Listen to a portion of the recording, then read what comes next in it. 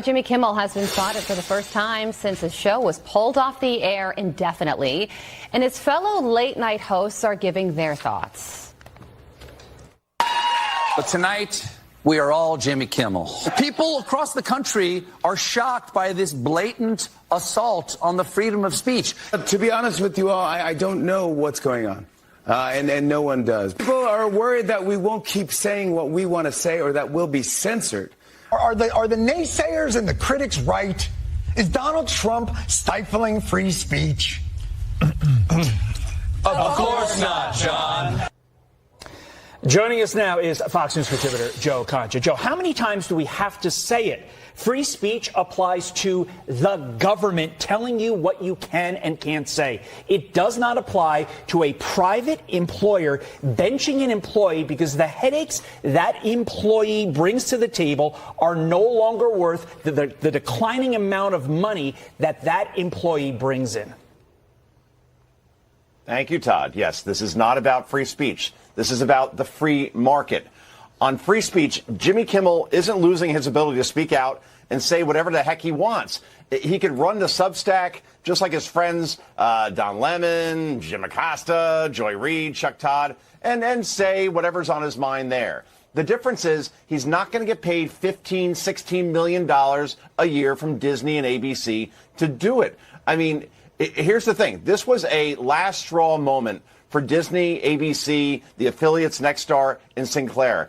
This was such a disgusting lie about the shooter of a father and Charlie Kirk of two young children, a husband, the only son of a mom and dad. As for everyone on the other networks that are, screaming about, hey, this is a chilling attack on free speech, here's some questions for you people to chew on. Was Kimmel losing millions for Disney and ABC? Yes, he was. Was Kimmel an absolute PR nightmare and horrible for the brand representing Disney and ABC? Yes, he was. And were the affiliates, Sinclair, Nexstar, finally fed up with Kimmel after he blatantly intentionally lied about Charlie Kirk shooter? Yes. So from a business decision, this was a no-brainer. Because in the end, what's the free market? It's supply and demand, Todd and Carly. The supply here is that in Kimmel's case, it was patently toxic. It was bad for the brand. As for demand, it was almost non-existent. I mean, barely more than 1 million viewers a night. He was easily doubled, sometimes tripled by our Greg Gutfeld. So that's how you become an late night host. It's not about free speech. It's about the free market. The evildoers responsible for my husband's assassination have no idea what they have done. They killed Charlie because he preached a message of patriotism, faith, and of God's merciful love. But they should all know this. If you thought that my husband's mission was powerful before, you have no idea. You have no idea what you just have unleashed across this entire country. In this world, you have no idea. So I want to tell you that we'll never surrender. We never will. Ever. Ever. We will never surrender, ever, ever, ever. Ladies and gentlemen, today is a very special day. We are live from inside of Turning Point USA headquarters in a studio that I have many memories in. ALX and I were just reminiscing, actually, about how many memories we have in this building. My voice is shot. My throat is cracking right now. And we've been redlining for now a week. And we've never been more encouraged. Today is Friday, September 19th, 2025. I just saw one of the most beautiful things that I've ever seen in my life walking into this place that I have so many memories in. For 10 years, I've been entering this building. Back before it was even owned by Turning Point USA. Now they own the entire complex. It's remarkable. The growth has been incredible. I was out here when Charlie was asking me to join Turning Point USA as the director of productions. It must have been now close to a decade ago. And the building was split and it was being shared, and now it's just magnificent. And nothing is more magnificent than what I saw walking in. I want to share that with you here. This is the memorial to Charlie outside of the building that we are in right now. The memorial stretches on forever and ever and ever and ever. This video that I'm going to play you is 1 minute of me straight walking, and you'll see that for blocks and blocks and blocks, 20 feet deep, flowers, American flags, memories of Charlie, t-shirts, toys, trinkets, Bible verses. It's early out here. We were up at 5 a.m. Alex did not sleep. Alex was stuck on a runway all night. She came right here. We did not sleep. And there were already people outside of Turning Point USA here in Phoenix, Arizona, paying homage to Charlie Kirk. This is at 6 a.m. this morning. The profundity of it all. This massive complex that Charlie built with his incredible team here. It's remarkable. You can see some of the size and scope of the buildings, all of those buildings owned by Turning Point USA, a massive, most successful, fastest single growing, most powerful political youth organization in the world. 68,000, is that the new number of chapters for Turning Point USA? Chapter request at 68,000. So, ladies and gentlemen, bear with us today as we are going to be sort of having the wash of emotion and memories as we do it live on the program and in our own poor and humble way as we remember Charlie Kirk, as we head into this weekend for Charlie Kirk's memorial ceremony that will take place on Sunday. 60,000 people, 60,000 plus. I hear that it's capacity and then some inside of the stadium that the Arizona Cardinals play in every single Sunday, an NFL stadium. The speakers will include President Trump, J.D. Vance, Stephen Miller, Pete Hegseth, a number of administration officials. Yours truly. It will also include Erica Kirk, who was just appointed as the CEO of Turning Point USA and chairman of the board, as Charlie wanted. A beautiful, beautiful move yesterday that happened right after our show. And so, ladies and gentlemen, we carry forward. And as, again, we are here live inside of Turning Point Studios. We have a lot to bring to you today and want to sort of use this as an opportunity to head into the Memorial Weekend for Charlie on a high note. And what do we mean by that? Well, you're truly dead when people forget your name. You're truly gone when people forget your legacy. Your tyrants are cut down all the time and no one remembers them. People stomp on their graves. But martyrs get more powerful in death. We talked about it all week, the story of Stephen, and how God uses martyrdom in the Gospels to advance his church and his kingdom. And it's brought me great cold comfort this week that this is something that throughout history has advanced the same work that Charlie spent his entire life speaking about, that he wanted to be remembered for courage for his faith. Again, I don't want to struggle too much through this because we've been spending all week sort of trying to live on a lot of people get a chance to mourn in silence and process this stuff quietly. And we have an obligation to be live every morning and to process this with you. So forgive me if, as we're here in this building, and as I so many late nights with Charlie in this building, so many days and weeks and years building here in this exact studio that I'm sitting in right now. So much content filmed with Charlie in this studio. Forgive me if I don't just process it one final time. That the martyrdom of Stephen was what it created the Christian church. The Christian church was about to be struck down. It was about 200 believers sequestered and scared, living in attics and in hiding in Jerusalem, not being bold, not speaking the truth, not heading out into the world in order to fight and advance the kingdom. And the martyrdom of Stephen brought the church from 200 believers to 200,000 believers, a 4,000% increase, and stretched Christendom to every corner of the known world. That was the power of that martyrdom. And so live with bravery and courage for my faith, as Charlie said time and time again. Okay. Well, what that means is if you wish to honor Charlie, you must fight. You must continue the fight.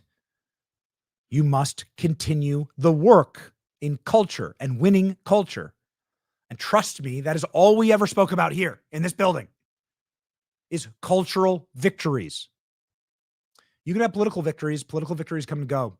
Cultural victories are lasting. It is why the left is fighting so frothing at the mouth rabidly over this Jimmy Kimmel issue here, because we struck deep into the blackened heart of Hollywood, the diseased temples of Hollywood. We plucked out a high priest of those diseased temples.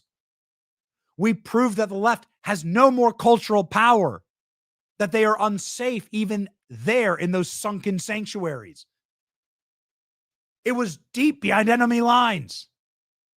It was a consequence. They finally suffered for something they did. Do you understand it? You sneering New York Times op-ed writers. You limp-wristed, limp-dicked George W. Bush holdovers. Hold your heads in shame. You navel gazers sitting there picking the lint out every morning, whimpering and whining, praying that Barack Obama will pat you on the head and that NBC will book you on their Sunday show. Do you understand the importance of this moment? We proved that the king has no clothes. The man behind the curtain is nothing but a senile old kook. There is no great and powerful wizard. I don't want to yell, but I'm excited for this moment. It's Charlie's moment. Charlie's moment. We've used this opportunity to rip the curtain open and prove that they have no more cultural power. They have no more institutional power. They have no more regulatory power. It's all a facade. It's all projection. They're done. They're totally exposed. And Jimmy Kimmel was the most powerful and arrogant and sneering, dismissive, sniveling jackassery of them all. And Jimmy Kimmel got ripped off air, got a consequence for what he said. I am a reasonable man. Here's how I deal with these things. And you've seen me deal with ups and downs on this program. One that comes to mind, and it is certainly not a one-to-one, but Joe Biden got a terminal cancer diagnosis. That is a death sentence when you have stage 5 cancer metastasized to the bone. That is what every available medical professional says. I don't like Joe Biden. I think he wrecked the country. I'm telling you, as much as the left dislikes Charlie Kirk, I probably dislike Joe Biden in a similar amount. The reasonable left, obviously, but let me show you the difference. And you can go back and roll the tape. We had editorial conversations about it with the entire staff. What is the number one thing we're not going to do? Wish harm on Joe Biden. We will never wish ill on Joe Biden. We will not victim blame Joe Biden. We will not sit there and celebrate this old man's terminal cancer diagnosis. We will pray for his family, and we will pray that whatever days God has numbered for him, that he lives them out. Okay? That is exactly what we did. You can check the tape. It's not hard. And then guess what we did? Guess what we did today? So we said on the show, Joe Biden, we pray for you and your family. Hope that the rest of your life is painless. That is what we said. And then we cut that up, boom, moved on to the rest of the show. That's what we did. Why is it that hard? Why is it that difficult? Why is it so impossible for libs to do that to Charlie? Have we asked that question? Why is it so impossible for libs to just say, you know what, Charlie? We pray for your family. What happened was abhorrent. We hope that your children and your wife live in memory of you. We are sending them prayers. Why is that so? And then you cut it off and then you just move on. Then you do your stand-up bit and you talk about whatever, Oprah, Lizzo, whatever, whatever garbage you're going to say. Why is that impossible for the left? What is that? It's why we constantly frame this as a spiritual war.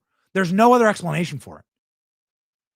Why is it impossible for libs to just say, why was it impossible for Jimmy Kimmel to just do the decent thing? Does Jimmy Kimmel dislike Charlie as much as I dislike Joe Biden? Probably. So what's the difference there? Well, I mean, basic human decency, a soul, a connection to our Lord and Savior, Jesus Christ, probably that's the difference. Jimmy Kimmel can't just wish him well.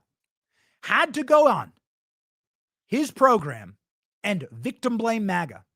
Had to go on his program and say that Charlie had it coming. That's what you're saying. When you read the exact words that Jimmy Kimmel said, he said the MAGA gang trying to capitalize on Charlie's murder, trying to score political points. The MAGA gang trying to prove that the shooter was anything other than one of them. That's what he said.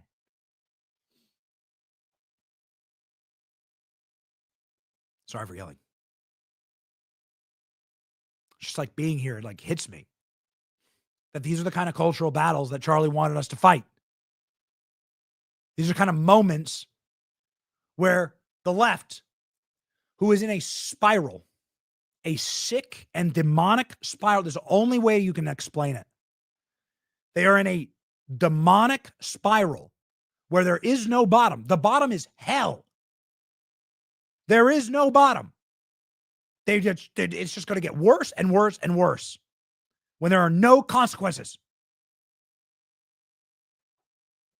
This show has always been about peaceful debate and exchange. Never in the history of the show have we ever called for harm or anything other than a full-throated sharing of ideas and commentary and debate. The consequences that we seek are for there to be finally a line drawn in the sand. That line that must be drawn in the sand is that there is a moral basement for civil society. And you have crossed that line by desecrating and attempting to politicize and attempting to weaponize and lie about Charlie Kirk's political assassination, something that gave the world PTSD. That is the line. We are enforcing the bottom basement of social society decency. That is what the show is doing. And we proved it. We proved it. Put up that New York Times chart. The story from the New York Times is wild. ALX, help Klein get it if he needs to. There you go. Look at this from the New York Times today. We're going to read this together. This is what we've gotten so far. We're going to read this New York Times piece together. Would you look at this? Calling for Jimmy Kimmel to be fired. This is what I mean when I say you must have tactics. You must be tactical and strategic in how you operate. It's not just about mean tweets. Mean tweets won't ever just do it. You must use soft power. You must use the laws on the books. And you must use cultural power in order to get the results that you want. And what are the results I want? Jimmy Kimmel was going to be ripped off air anyway. Stephen Colbert already had his show canceled. Stephen Colbert is a Frankenstein. He's a dead man walking. I always want to be careful with my words. Metaphorically, meaning his show was already canceled. Okay. It's a zombie show. That's probably the correct way to put it. He's a zombie show. His show's done. He's just serving out his contract. Jimmy Kimmel had far worse ratings than Stephen Colbert. Jimmy Kimmel was losing advertisers. Jimmy Kimmel's program was in wholesale collapse, and Jimmy Kimmel had already signaled in multiple interviews that this was going to be his last contract. He told that to the Los Angeles Times. So what you can see here on this chart is ALX just walked right through our shot. ALX, very nimble individual. I mean, ALX, if you're going to walk right through the shot, you might as well just come on the program. Hold on. Let's go full screen. ALX, come on in. ALX with his Turning Point USA swag. Here we go. Say what's up. There we go. Very rare Pokemon here of ALX and Betty in the same spot together doing the show. I'm often in Tampa and he's in Massachusetts. Actually nice. ALX in the studio, plugging in his laptop. Walking through the shot.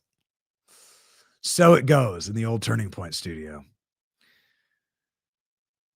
Stephen Colbert has a zombie show. It's already canceled. Jimmy Kimmel, by every weight and measure, had a far worse show, losing far more money, and was on the road to cancellation.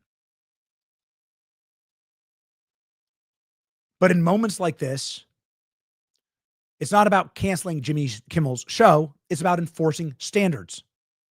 I am fully in favor of everyone losing their jobs or getting kicked out of school who's mocking Charlie Kirk's death and celebrating it. This is hobgoblin behavior. A civil society, the basement of civil society standards should be, no, you don't celebrate the political assassinations and murders of people. Yes, when Joe Biden gets a terminal cancer diagnosis, you don't use that as an opportunity to dance on his grave. Yes, we are trying to establish a moral society. This is a country suited for good and moral people and those people alone. You do not want to descend into nihilism. That leads to sectarian violence. That leads to civil war. That leads to the full and total dehumanization of vast swaths of the country. No, you do not want that. And how do you get that? Enforcing of standards. You weak ass Republicans. You sniveling New York Times op-ed writers. You get it by enforcing the standard that is unacceptable and indefensible. What Jimmy Kimmel said, and it is. We enforce those standards. And we did so through rule of law. Here we go. This is when we brought on Brendan Carr. You can see here the push to have Jimmy Kimmel's show taken off air, effectively dead, effectively was completely collapsed. This is what I tell people. It's not enough to just do mean tweets. You must actually build something. You must actually be strategic. It's not enough to do mean tweets. Then FCC chairman appears on our show. Would you look at that? That's that little gray bar. Well, would you look at what happens next? What did that FCC chairman do? All he did was say that ABC has a broadcast license through the FCC. That is a very special license, non-applicable to Fox News or CNN or MSNBC or our streaming show. That broadcast license says that you must broadcast in the public interest. You must broadcast faithful and good information, true information. What Jimmy Kimmel said was not in the public interest. What Jimmy Kimmel said was incitement. What Jimmy Kimmel said was when the next left-wing, radicalized, Trantifa terrorist takes out another MAGA, is it going to be me next time, Jimmy? Who's next? When they rob children of their father, when they orphan someone's children, when the next left-wing troon widows someone's wife, steals another voice from the MAGA movement. Charlie Cook would have been president. I will never be president. Stole a president from our nation. That Jimmy Kimmel will defend you. That Jimmy Kimmel will whitewash that crime. That's what he's saying. It's encouraging of that. That is not in the public interest. So the FCC chairman comes on our show and says, yeah, this is clearly something that potentially deserves investigation. That's all he did. As far as I know, there has been zero regulatory action taken on Disney. It was simply establishing that you can't do this. What has been done here is indefensible, and it's wrong. And it's wrong based on the letter of the law. ABC News could immediately give up their broadcast license. If Jimmy Kimmel had a YouTube show, there'd be no ground to stand on. Sure, it sucks what he said. I hate it. But the best you can do is, bring public shame on them. Jimmy Kimmel uses taxpayer dollars. And more importantly, Jimmy Kimmel uses privately owned stations in order to broadcast this vile slander and defame Charlie and his legacy and our entire movement. And then to bring further potential violence on our movement. You can't do that. That is patently illegal. And so we have people from the DOJ on the show all the time talking about investigations. Hey, we should investigate this. Hey, we should investigate that. Hey, yeah, maybe that's illegal. We can talk about it. This is what we do. The left never feels that consequence. They never feel accountability. They never feel the consequences of their actions. Ever, ever.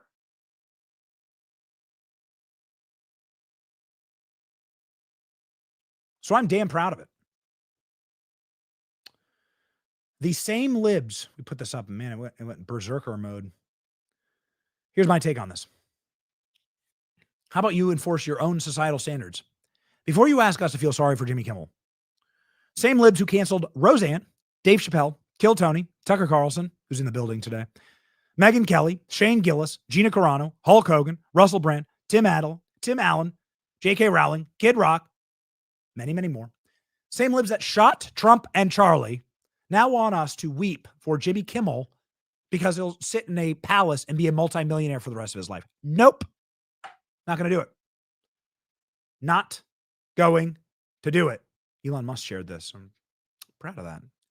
Banged this one out from the from the plane with my 8-month-old baby sleeping in my lap. We're not going to do it. So, ladies and gentlemen, a message to all of the weak and feckless Republicans that constantly sneer and lecture and finger wag in these moments. Could you imagine if the roles were reversed? Yes, we can imagine if the roles were reversed. Yes, my executive producer sitting right there, ALX, had his entire account deleted for nothing. We have the emails.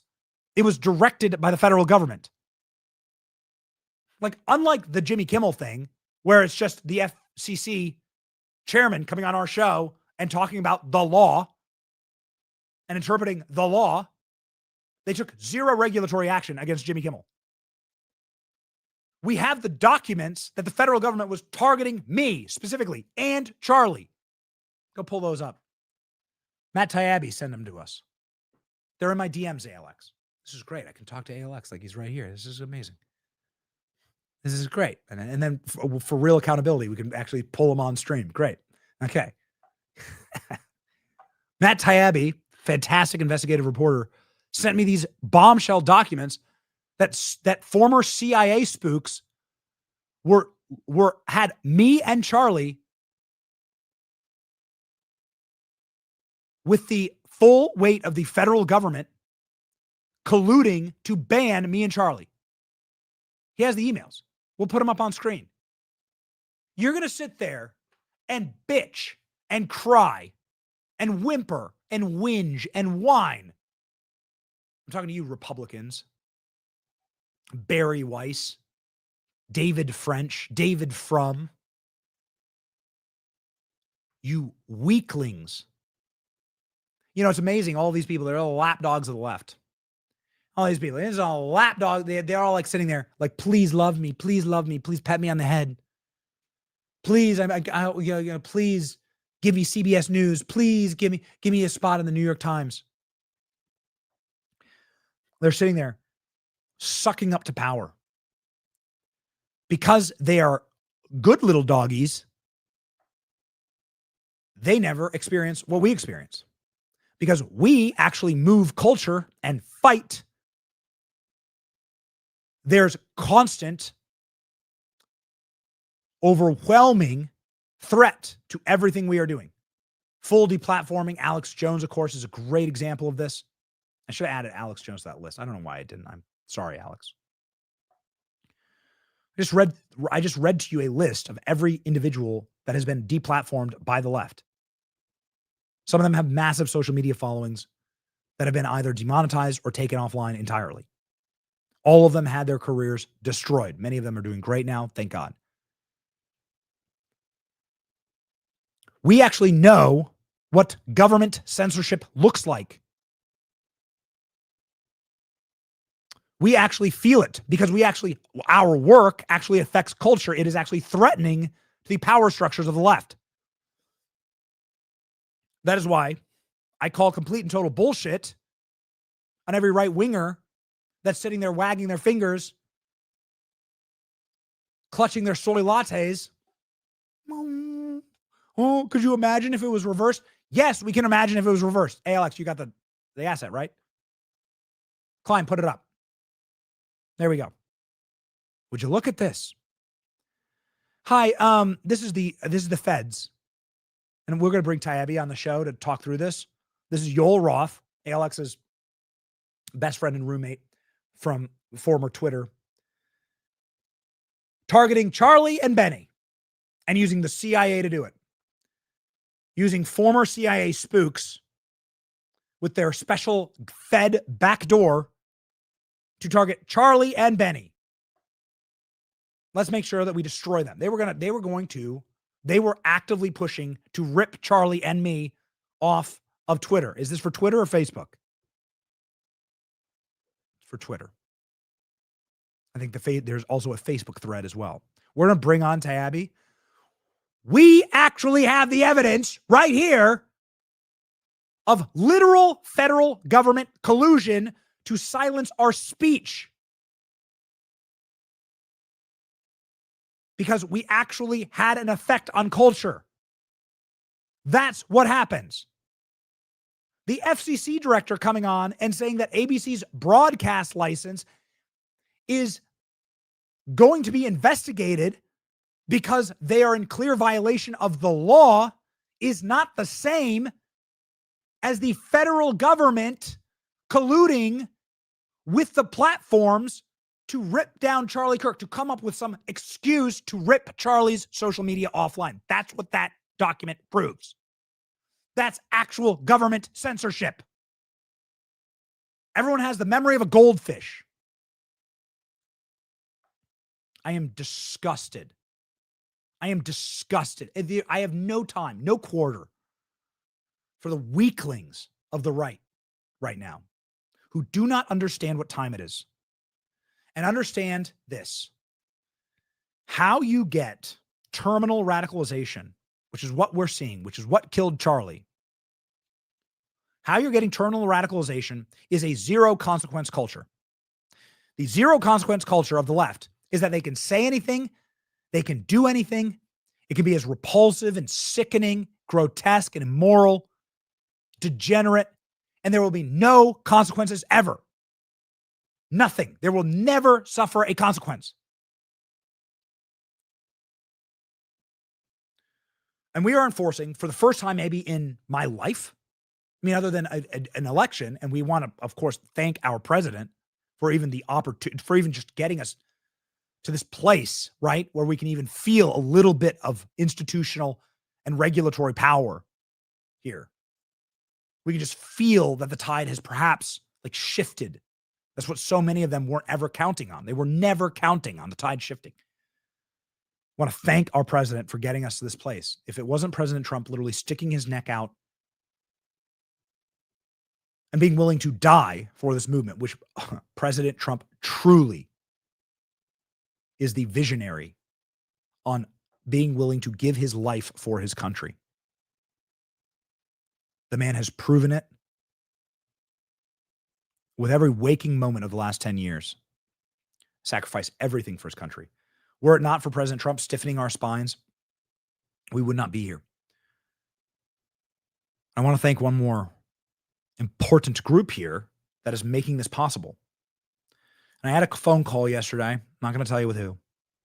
Let's just say a very, very powerful ABC News affiliate. And the owners of those affiliates are now reaching out to me. And wouldn't you know this? Oh, would you look at that? Would you look at that? The owners of these affiliates are telling me amazing things. Oh, baby. Wait till you hear what they're telling me. I want to put up our thank you to Sinclair, please, and Nexstar. These affiliates have reached out to me. I've taken a never-ending stream of calls from the ABC News affiliates and broadcast affiliates writ large. And those owners are telling me, thank you. We are the broadcast partners of ABC. It is our right to take the broadcast down if we do not believe it is in the public interest of our audience. ABC isn't just some type of giant monolith that just broadcasts to all 330 million homes in America. ABC News must partner with locally owned, privately owned stations. And those stations, which represent, no doubt, Trump voters, the majority of them are Trump voters. Remember, you live in a country where 90% of the counties are Trump counties. Those station owners are sick to their stomach about the programming that is coming out of ABC. But they've never had the temerity or the backbone or the cultural moment to finally say, we're pulling Jimmy Kimmel's show. Till now. Here's what those owners told me, and a lot of this is going to come out, but boy, they told me some special little secrets about Jimmy Kimmel.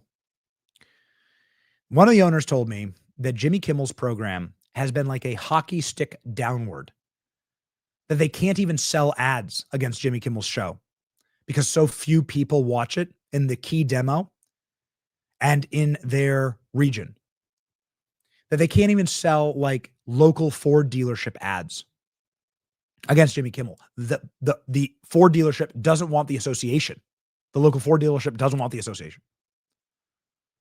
They can't sell Jimmy Kimmel's show because Jimmy Kimmel's show is such a repulsive stick in the eye to the vast majority of Americans. Now, that is a collapsing business model. That's a spiraling business model that ABC News wants to get rid of. ABC News was well on their way to getting rid of Jimmy Kimmel. We just gave him a little nudge. And I just want to thank these local stations. They've called me up. They said, thank you. I want to thank them.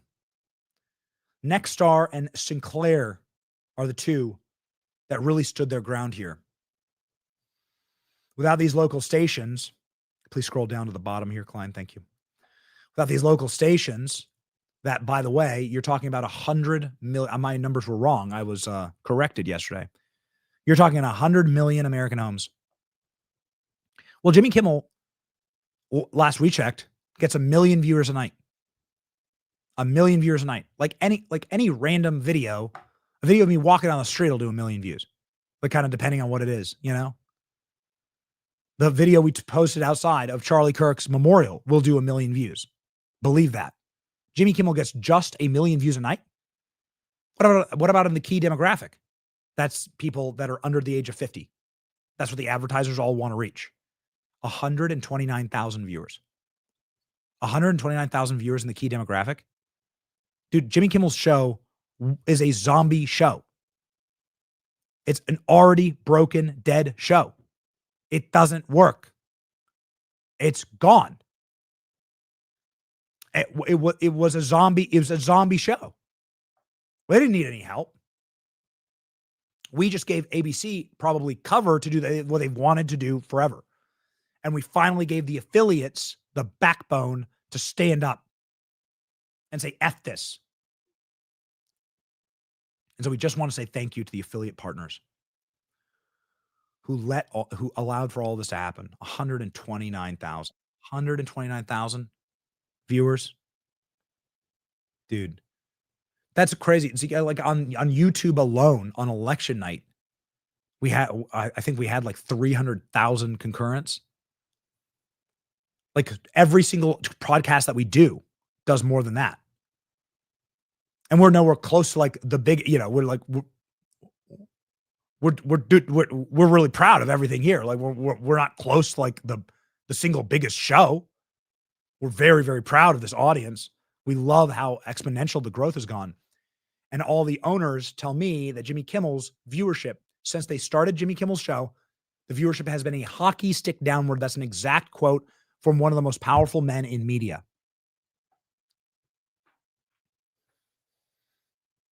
So I didn't get much sleep last night. Forgive me for being a little gruff this morning.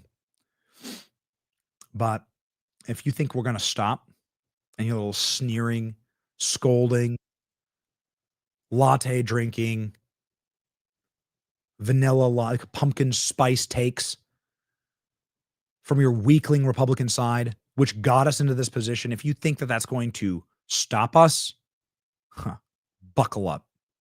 We're just getting started. Ladies and gentlemen, joining us on the program is Patriot Mobile. Patriot Mobile, here, this is one of our guests this morning. We'll have 4 guests this morning. This is one of them. Patriot Mobile, ladies and gentlemen, is the cell phone service that travels with us, that is constantly in our pocket when we are on the road, that is with us across the nation. They've been a strong ally of this program. We're proud to have them as a sponsor.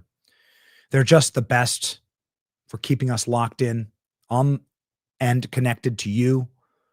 We just filmed the Charlie Kirk Memorial and popped it up, and we do that on a Patriot Mobile device, the only Christian conservative wireless provider. Go to patriotmobile.com/Benny or call 972-PATRIOT. Use the promo code Benny for a free month of service.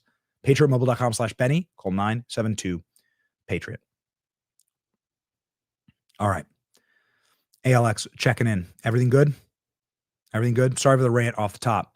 Just want to just had to go berserker mode because I'm seeing people push back on this stuff. Now it looks like there was new information. Oh, would you look at this? Oh, look at this. You got to pop that up from the Judiciary Committee. There I am. Who is being censored?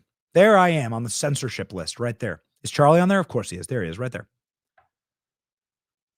There you go. You know, we know what government censorship looks like. This is directly from the Judiciary Committee. Is Byron on that committee? Byron Donalds will be joining us in just a moment. Ladies and gentlemen, what a total and complete nightmare for the right. If we can't stiffen our spine and get a little gunpowder in our gut right now, get a little bit of a chip on our shoulder, and set our hearts like flint to finding a moral basement and then enforcing that and enforcing consequences, I don't know what to tell you. They're going to keep doing it. Stephen Colbert last night was, I don't know, doing like a victory dance over this. They're trying to say that this is a free speech issue. We'll prove that it is absolutely the opposite of a free speech issue.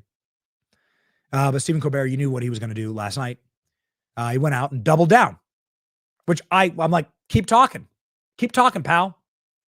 Keep it going. We could do this all day. It's like shadow boxing for us. This is a blast. We're having a blast. Here's Colbert's. By the way, Colbert from an already canceled show from his zombie platform, talking about his buddy Jimmy Kimmel also having a zombie platform. Now go. We are all Jimmy Kimmel.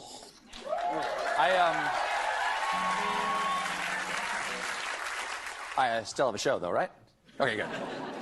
Yesterday, after threats from Trump's FCC chair, ABC yanked Kimmel off the air indefinitely. That is blatant censorship, and it always starts small. You know, remember like in week 1 of his presidency, Gulf of America. Call it Gulf of America. Sure, seems harmless, but with an autocrat, you cannot give an inch. And if ABC thinks... If ABC thinks that this is going to satisfy the regime, they are woefully naive. And clearly, they've never read the children's book, If You Give a Mouse a Kimmel. and to Jimmy, just let me say, I stand with you and your staff 100%. And also, you couldn't let me enjoy this for like 1 week. Just come on. Oh, okay. So let's take on that commentary there. This is blatant censorship. Blatant censorship, says Stephen Colbert, who also, by the way, is broadcasting on CBS, which is, let's see, an FCC licensed broadcaster. Can run the same op on Stephen. Look forward to it, actually. What did the Wall Street Journal and the Hollywood Reporter break down yesterday? That this actually had nothing to do with the FCC. As much as we'd love to pat ourselves on the back, and we certainly accelerated the conversation about Jimmy Kimmel by doing that interview, this had nothing to do with the FCC. This has everything to do with Disney leadership knowing that Jimmy Kimmel's show sucks. Let's read. News.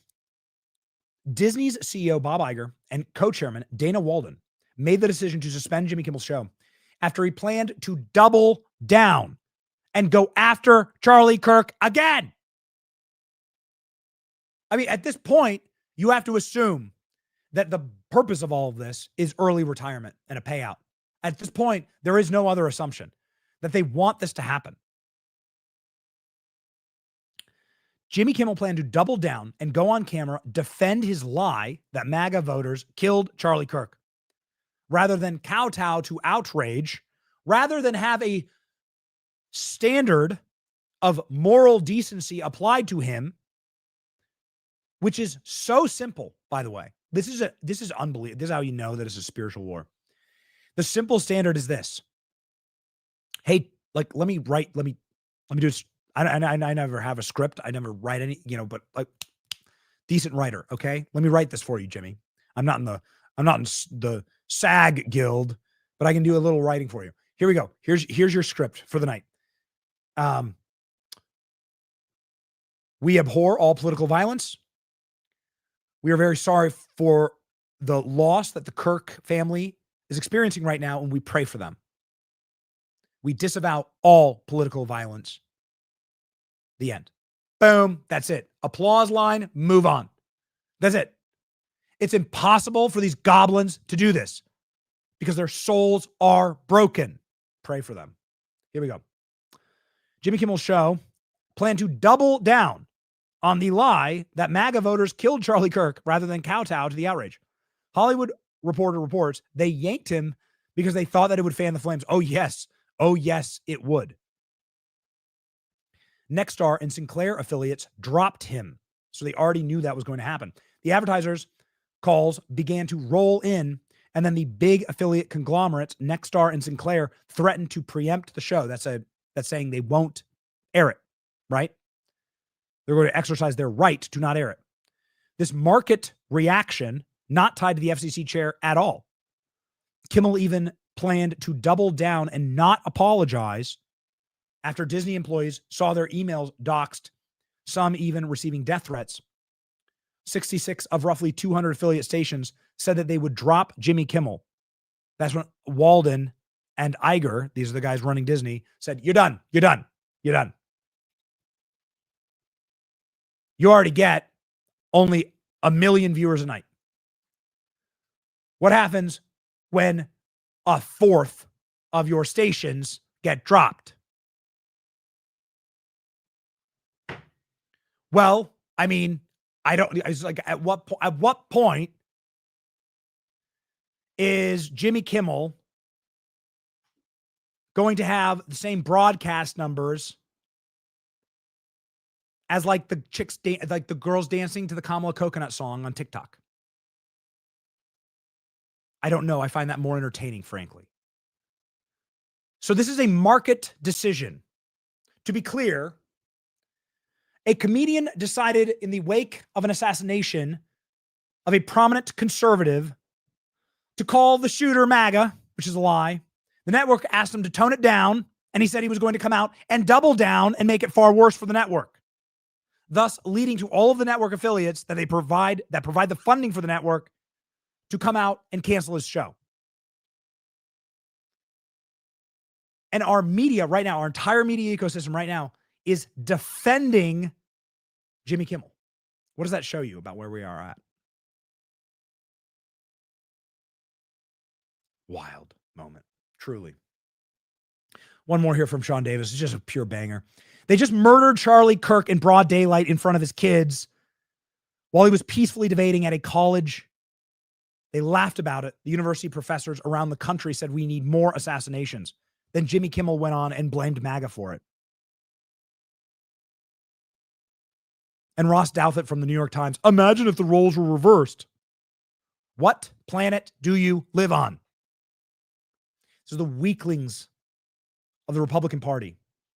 No, what needs to happen right now is we need to double and triple down. Brendan Carr yesterday saying The View needs to be next. That's like amazing.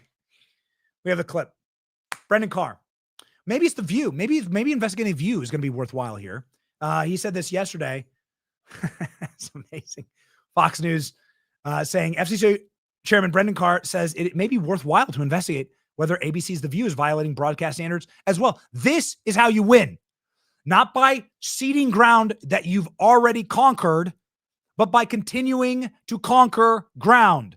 We struck deep into the heart of darkness. We struck well beyond enemy lines into the highest regions of their diseased temple. And now Republicans say retreat? What is that? We have some of Charlie's strongest allies lined up, some of the people who built this empire with Charlie, that will talk about what Charlie would want us to do in this moment. In this moment of victory, would Charlie want us to retreat and cry and whimper and ask for goodies and treats from our masters? Here's Brendan Carr yesterday. Yeah, maybe the View. Maybe we investigate The View next. Jimmy Fallon and Seth Meyers at NBC. Just wondering, do you have comments on those shows? And are they doing what Kimmel did Monday night? And is it even worse on those programs, in your opinion? Well, look, you can be unfunny. That's fine. And a lot of people are sort of saying that, well, people are punishing Kimmel because they don't like a joke that he told. But, we don't need to rehash it here. But obviously what he said was not a joke. It wasn't presented at all that way. But when you look at these other TV shows, what's interesting is the FCC does have a rule called the equal opportunity rule, which means, for instance, if you're in the run-up to an election, you have one, partisan elected official on, you have to give equal time, equal opportunity to the opposing partisan politician. So far, so good. But there's an exception to that rule called the bona fide news exception, which means if you are a bona fide news program, you don't have to abide by the equal opportunity rule. And over the years, the FCC has developed a body of case law on that and has suggested that most of these late night shows, other than SNL, are bona fide news programs. And potentially, I would assume you could make the argument that The View is a bona fide news show. But I'm not so sure about that. And I think it's worthwhile to have the FCC look into whether The View and some of these other programs that you have still qualify as bona fide news programs and therefore exempt from the equal opportunity regime that Congress has put in place. Got about 30 seconds. Ladies and gentlemen, We're very excited to have the future governor of Florida on our program with us. His name is Byron Donalds. I'm sure he has quite a number of takes on this. Byron Donalds really understands what a free market and free market forces are doing in this moment, and also understands the role of Congress acting against government censorship. Before we get to Byron, ladies and gentlemen, sponsor of the show, Allio Capital. You hear me talk about Allio Capital. They lock me in. They make sure that I am able to have my money working for me behind the scenes when we are crisscrossing and traveling the country. They are an incredible investment app that uses AI to map, plan, and predict major global events, shifts in inflation, interest rates, major risk factors that can tank a portfolio. Allio Capital adapts in real time. It's awesome. I invest with it personally. You should too. Download their app in the App Store or at Google Play and text my name, Benny, to 511-511. That's ALLIO Capital. Text Benny to 511-511. Download their Allio app today. Ladies and gentlemen, joining us now, Congressman running for the governor of Florida, somebody who knew Charlie Kirk extremely well, and somebody who I know was about to go on tour with Charlie. It's bittersweet, but someone who I know will remember our friend beautifully is the great Congressman Byron Donalds, live right now.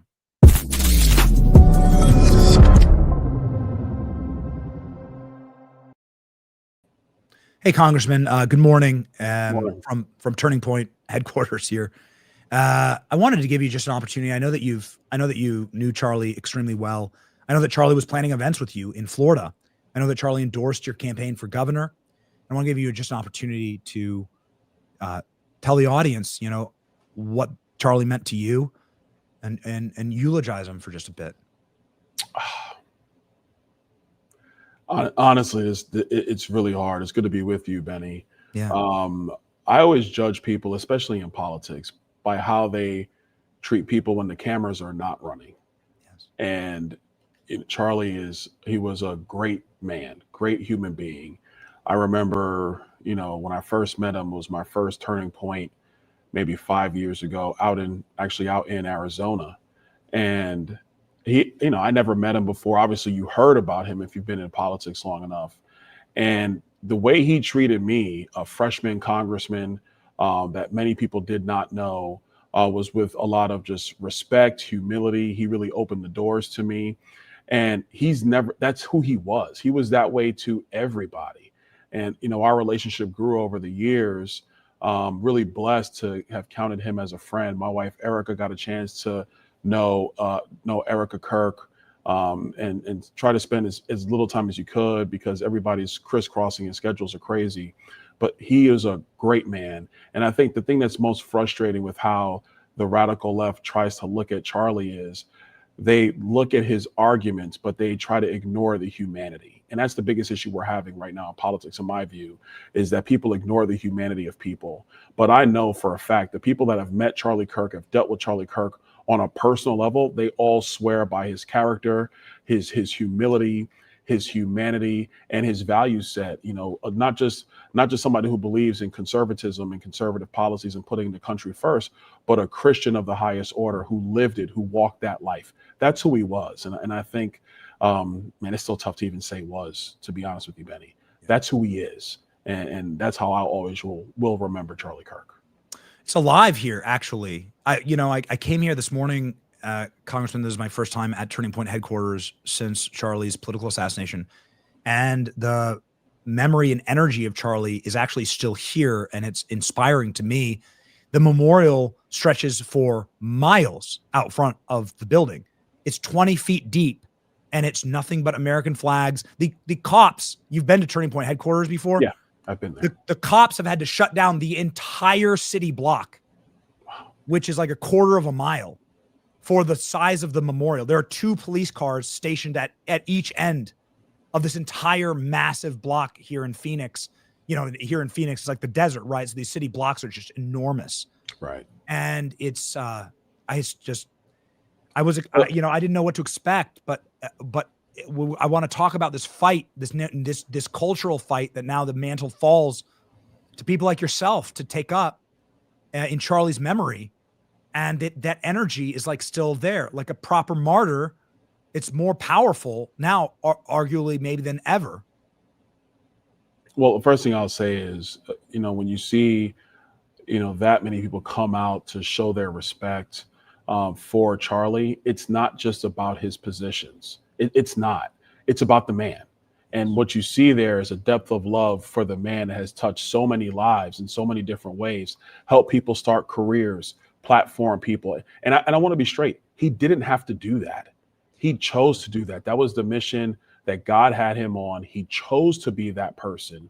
He chose to follow Christ, and he chose to share his light with the world and really put a lot of people ahead of himself and ahead of his family. And that's why you see that kind of love and support come out for him. I think in terms of taking a mantle, Charlie's a one of one. He's one of one. You're not going to replace him. I firmly believe that he's irreplaceable, but I think everybody deciding to be in the fight, quote unquote, and stand firm on principle and stand firm on the Judeo-Christian value system and on Western civilization. I think that's how we honor him. We all take our responsibilities even more seriously. I truly believe, Benny, you're never going to replace Charlie. He's irreplaceable. To start an organization like Turning Point at 18 years old, to grow it to what it became. I remember during the inauguration, I said to him, we would not have won without him. We would not have won without him. I firmly believe that.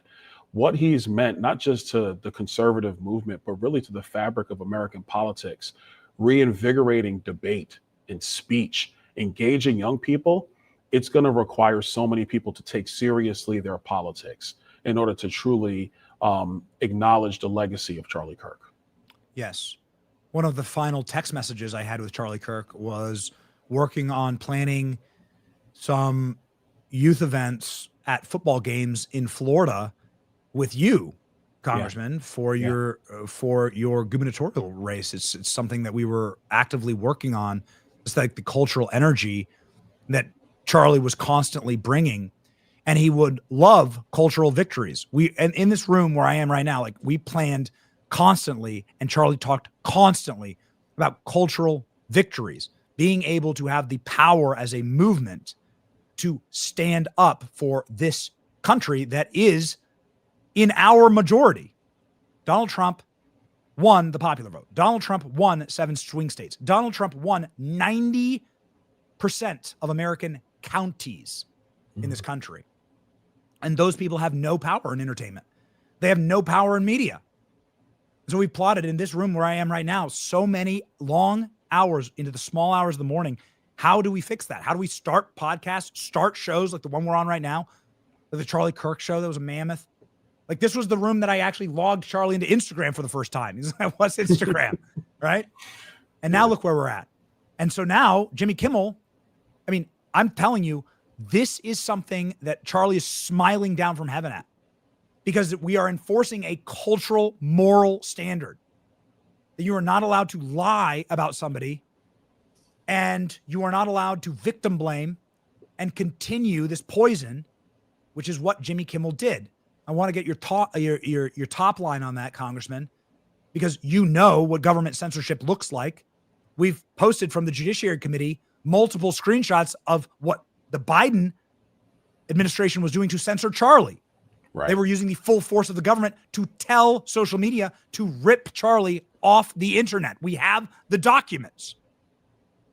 So the left is screaming about censorship. Did they help you here, Congressman? Like, fight this censorship? Or are they all frauds? Number one, they're all frauds. Not only did they try to stop the Biden administration from censoring not just you or Charlie or President Trump or anybody else, they were fully in support of censoring all of America when it came to COVID-19, getting real information out there to people, the negative impacts of lockdowns, the negative impacts of lockdowns on schools, the negative impacts of forcing vaccine mandates on our soldiers, trying to force them on employers. These are the same Democrats that wanted to spy on the bank accounts of every American citizen. This is what they proposed out of the Biden administration, and the Democrats were all for it until they got pushback from Americans who vote Democrat pushed back, and that's when they stopped. So when it comes to this Jimmy Kimmel situation, I'm not listening to the radical left. They have shown and proven that they will stoop to any level, any deep level in order to maintain power. That's who they are. With respect to Jimmy, look, here's the deal. His ratings are down. The show was not good. And then he obviously defamed MAGA and defamed more than half the country at this point, trying to blame us and trying to blame Charlie for his assassination. It's insane. So, of course, Disney was listening to the feedback they were getting from the marketplace. And look, this is consistent in any business, any sports team, or anywhere else. Your talent only will take you as far until your distractions outweigh your talent. And the truth is that Jimmy Kimmel's talent was not bigger than the distractions that he was causing. And at this point, him lying about the truth about Charlie Kirk's assassination was literally the straw that told Disney, you know what, time to sit you down. That's what happened. Trying to blame shift, trying to blame the FCC commissioner. That's what the left always does. They're trying to point the finger at somebody else instead of acknowledging the fact that Jimmy's show was not good. His ratings were down, and Disney's looking around and saying, we can't afford to lose sponsorships. We can't afford our affiliates to now basically go dark on our programming. You know what, Jimmy Kimmel? You're not that good. We got to sit you down. It's a free market decision. Yeah, we're happy to assist in that free market decision. We were like very proud of that interview, and that was a great interview by the FCC chairman. And people don't understand the nuance here. They get a FCC license. The ABC broadcasts on the backs of lavish taxpayer goodies. And as you know, Congressman, working in the government, are you on your third or fourth term? Like, as you know, when you get taxpayer dollars, there are strings that come with those. And part of those strings is you are going to be broadcasting in the public interest. Now, CBS learned this when they edited a Kamala Harris clip. They edited a Kamala Harris answer in 60 Minutes. And they edited it so that it was kind of cogent on Israel and Palestine. And it wasn't actually. And CBS had to pay dearly for it. It's the exact same thing. And it's something that is a special license that's given. I don't expect them to understand the nuance of that, but the entire debate is utterly bemusing and fraudulent from the left because they've done it to comics. I mean, it's like, do they remember Roseanne? Yeah. Or Tim Allen? Or do they remember what they did to Dave Chappelle? Dave Chappelle's or Kill Tony. You spoke at that, didn't you? Didn't you speak at Madison Square Garden? Like, yeah. Kill Tony told a hilarious joke and they tried to end the election over it. Yeah, I was there. I was in Madison Square Garden. By the way, I didn't think the joke was that funny because I heard it and I was like, ooh, well, okay. But what they tried to do. The entire set was good. I thought the set was hilarious. The set was good. I didn't think the joke was that funny. But that being said, what happened was they tried to make the entire event about that. Yeah. Benny, you were there. Yeah. We basically had everybody, basically half the cabinet spoke at this thing. The cabinet that's there now with the president, Melania came out, and you know that Melania does not do a lot of events. She came out and spoke at this event. It was a wonderful event. It was a point of pride for me because I'm from Brooklyn, New York. So to be able to speak at Madison Square Garden was just like a personal point of privilege for me.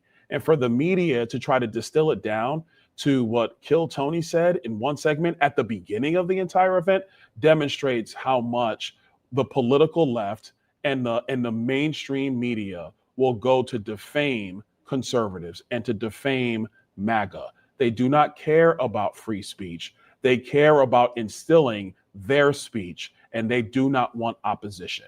That's the truth. That's what goes on in America media today. And it's your show, Charlie's show. It's conservatives and people who just believe in the Bill of Rights of our Constitution and believe in the fabric of America who now have platforms. They are pushed back. And the impact of that on American politics has the left in a real tizzy because they don't know what to do when they actually have competition and they're held accountable. Yeah, that's exactly right. That's what's happening now for the first time in my lifetime or yours, Congressman. Holding accountable. Last question for you. Ilhan Omar. So the vote to censure her failed, and then she is because Congress refused to hold Ilhan Omar accountable, now she's out saying this. I have a 10-second clip to play for you. Want to get your reaction to Ilhan Omar talking about Charlie Kirk yesterday. I do believe those of you who are interested in rewriting this hateful man's history are full of shit. Thank you.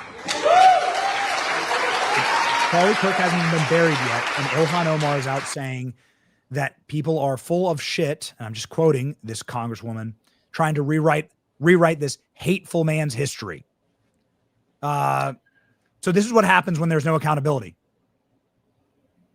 Listen, when it comes to free speech, I'm an absolutist. This is where I do have a lot of libertarian leanings. What she said is disgusting and detestable. She didn't know the man. And I think, look, when somebody dies, especially as horrific as what happened to Charlie Kirk, the dead are not around to defend themselves. And I think there is a semblance of decency and morality you got to have. People have died that I don't agree with. I don't run around talking about their legacy because they're not here anymore. You have to let the people who love them, who knew them, actually lay out their legacy. I think that's just a decent thing to do. So for Ilhan and others on the left who decided they're going to use this as an ability to lay a new political narrative, I just find it to be disgusting and reprehensible. You just don't do that. There are some lines you just don't cross. And to be blunt, I think the American people see this. They realize how nasty this is. And this is why, forget policy for a moment. This is why the Democrats are not going to get power again for quite some time into the United States until they deal with the disgusting rot that exists in their party. Should Ilhan Omar be censored? I mean, what should happen? I voted for it. I wanted her to be censored. Yeah. I think she should. Yes. Congressman and future governor of Florida, Byron Donalds, a dear friend of our program, a dear friend of Charlie Kirk. One of the last things that Charlie and I were working on was actually a Florida tour with the congressman. We got to make that actually happen. We got to make that happen, Byron. Please follow Byron Donalds. Right here is his X account. And ladies and gentlemen, make sure that we are giving power to those who give power back to the people. 1.1 million subscribers for Byron Donalds here, a true fighter in the form of Charlie Kirk. God bless you. Thank you. See you, Benny. Take it easy. God bless everybody.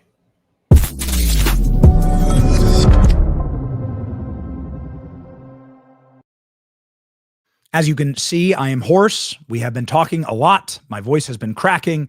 We are going to ride it through. We are not going to quit. This is going to be an hour where we fight, and we do not ever retreat.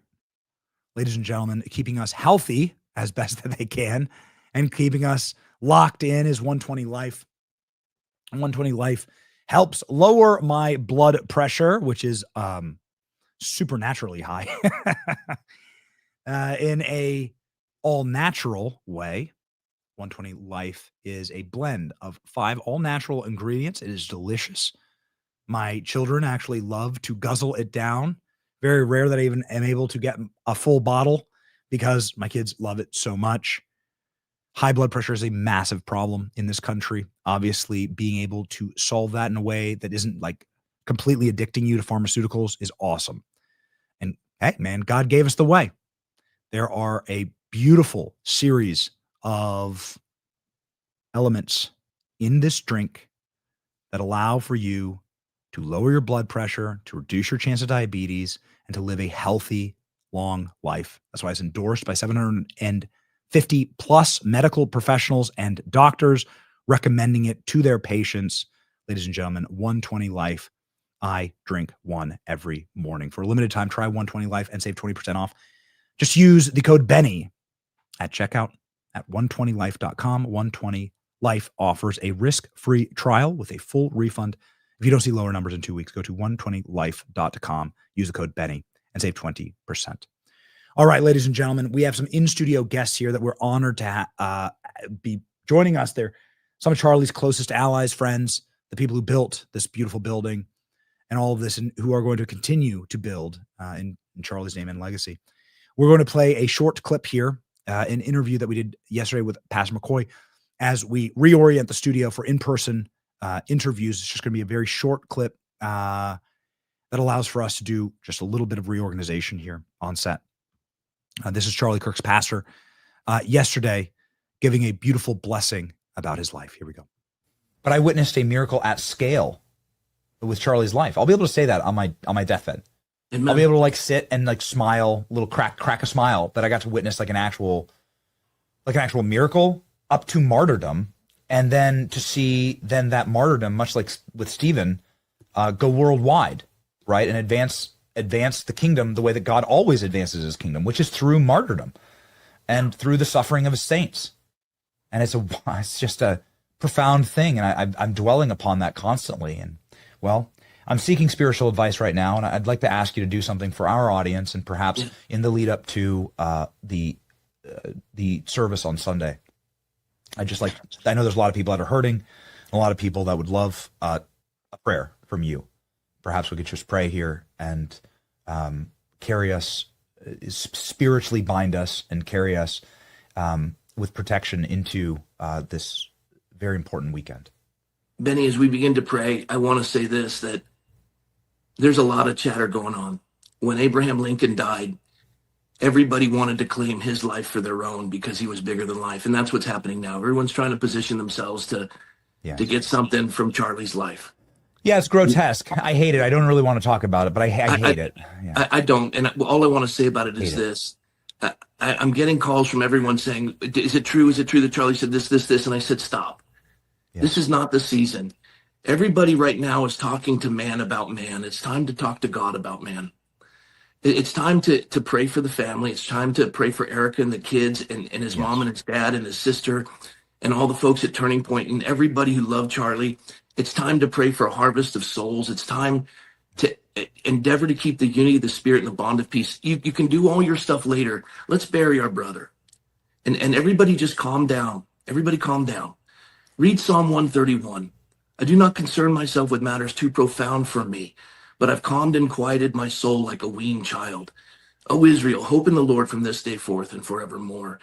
And the idea is just calm down, seek the Lord, pray, talk to God about man, and come to the Lord, and he's there. He's an ever-present help in times of need. And so let's go to the Lord now. Lord, I thank you for Benny. I thank you for his precious family. And Lord, I thank you for the work he's doing and how he is honoring Charlie, but more importantly, contending in culture for truth. And Lord, Charlie wasn't guilty of hate speech. They just hated his speech. A lie can never survive in the presence of truth, but the truth is never afraid of a lie. And Charlie was never afraid, Lord, because you were with him. I can do all things through Christ who strengthens me. He would wake up every day, Lord, in your presence, spending time with you as you had instructed him. When you, Lord Jesus, long before the sun would arise, you'd go to a solitary place and there commune with the Father. Charlie made that the strongest point of his day. He knew that time with you was the most precious thing he could do, and he would even take one day of the week to shut everything down and make sure his family recognized that you were the start of every week and you were the head of that home. And so, Lord, now that Gigi and Mac are being raised without their daddy, Lord, you are a father to the fatherless. And God, I pray that you would comfort Erica. I pray that you would cause those children to grow and give them a double portion of what their daddy had. That you would cause those two to have a supernatural love for your word and a heart to proclaim it. That you would protect their purity and their innocence, and that you'd make them mighty in their generation to declare your truths. I pray that you give Erica wisdom beyond her years to raise them in the love and the admonition of the Lord and bring alongside folks who would help in that capacity. And Lord, we pray for his mom and his dad and his sister, comfort upon them. No parent should ever outlive their child. And Lord, I pray that you would minister to all the staff who is just crushed and hurting, that you would comfort them and bless them and allow them to not look down, but to look up. In the year that King Uzziah died, which was just shocking to all the nation, their leader was dead, the one that had brought freedom, even when Moses is dead. But Lord, when Uzziah died, Isaiah says, in the year that King Uzziah died, I saw the Lord high and lifted up, and the train of his robe filled the temple with glory. Lord, allow us all to look up, to realize you were the strength to Charlie, and you're the strength to us. May all of this, in this trial, and this difficulty, in this fallen world, Cause us to press into you and there find help in our time of need. You're the Holy Comforter. You're the one who comes alongside. And Lord, I pray you'd bring peace, a peace that would surpass all understanding, guarding their heart and their mind in Christ Jesus. And we pray come Sunday, Lord, there would be a great harvest of souls. That, Lord, as Charlie said, make heaven crowded. Lord, please, I pray that you would be glorified and blessed. And let even the political speakers speak of how their life was spiritually changed by Charlie. Control their voices. Make it a day to glorify your name. And Lord, again, thank you for Benny. And thank you for the blessing of this platform, honoring our friend, Charlie Kirk. We love you, Lord. In Jesus' name, amen. Amen. What a wonderful thing to be able to do that live on the show.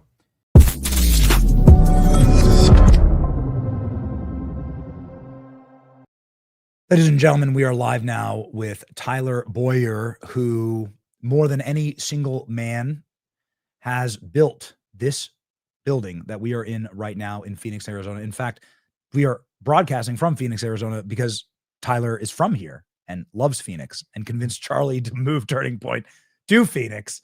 And so, Tyler, this has been the week of weeks.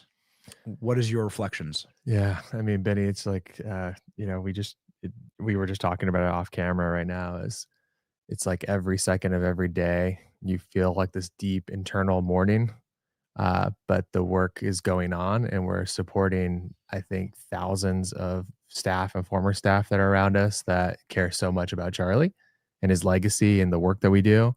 And then you know, the ripples that are from that, with not just his family, friends, and coworkers, but the thousands and thousands, hundreds of thousands of activists, the millions of political bystanders, if you will, people that watched. And Charlie, on a day-to-day basis, they invited him into their homes every single day.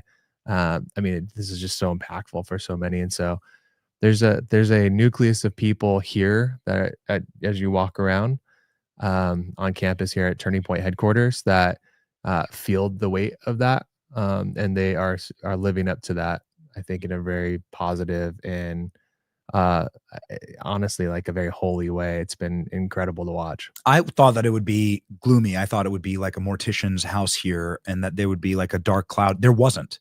I showed up at 6 a.m. and there were dozens of people outside mourning Charlie. There's a 20-foot deep memorial to Charlie that stretches for 2 full city blocks that has to be blocked off by cops because it is so enormous. It is like the spirit of Charlie actually still lives here and is present here. And it was kinetic. I was expecting it to be a pall, but it was actually uplifting coming here this morning. The sun was just rising. It was this gorgeous sunset. It was hitting the mountainside. And I was looking up. I was like, I was so uplifted actually seeing it. And again, 6 a.m. and there was dozens, soon to be hundreds, maybe thousands outside today here at Turning Point a week on. We've had thousands and thousands of people come by our headquarters, and our security team has made sure to have it delisted. So it's not easiest to find, but obviously word has spread, and we really appreciate that a lot because it's been very uplifting.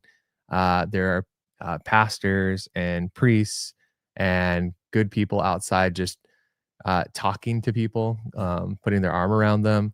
Like you said, there's 20 feet deep flowers, balloons, cards, notes, personal notes, by the way, which we're saving all of that.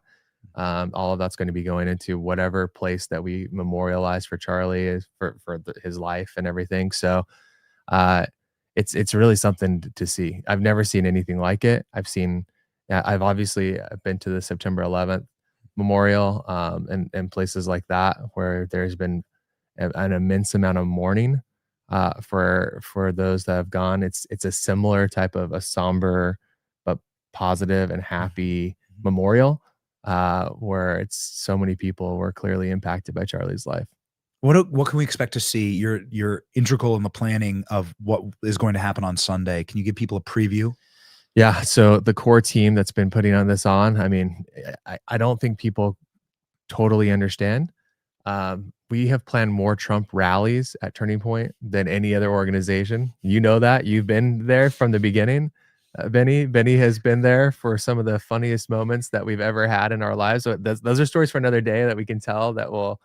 If you didn't catch our stream later last week, we had many beautiful photos of Tyler at the very first Trump rally in America.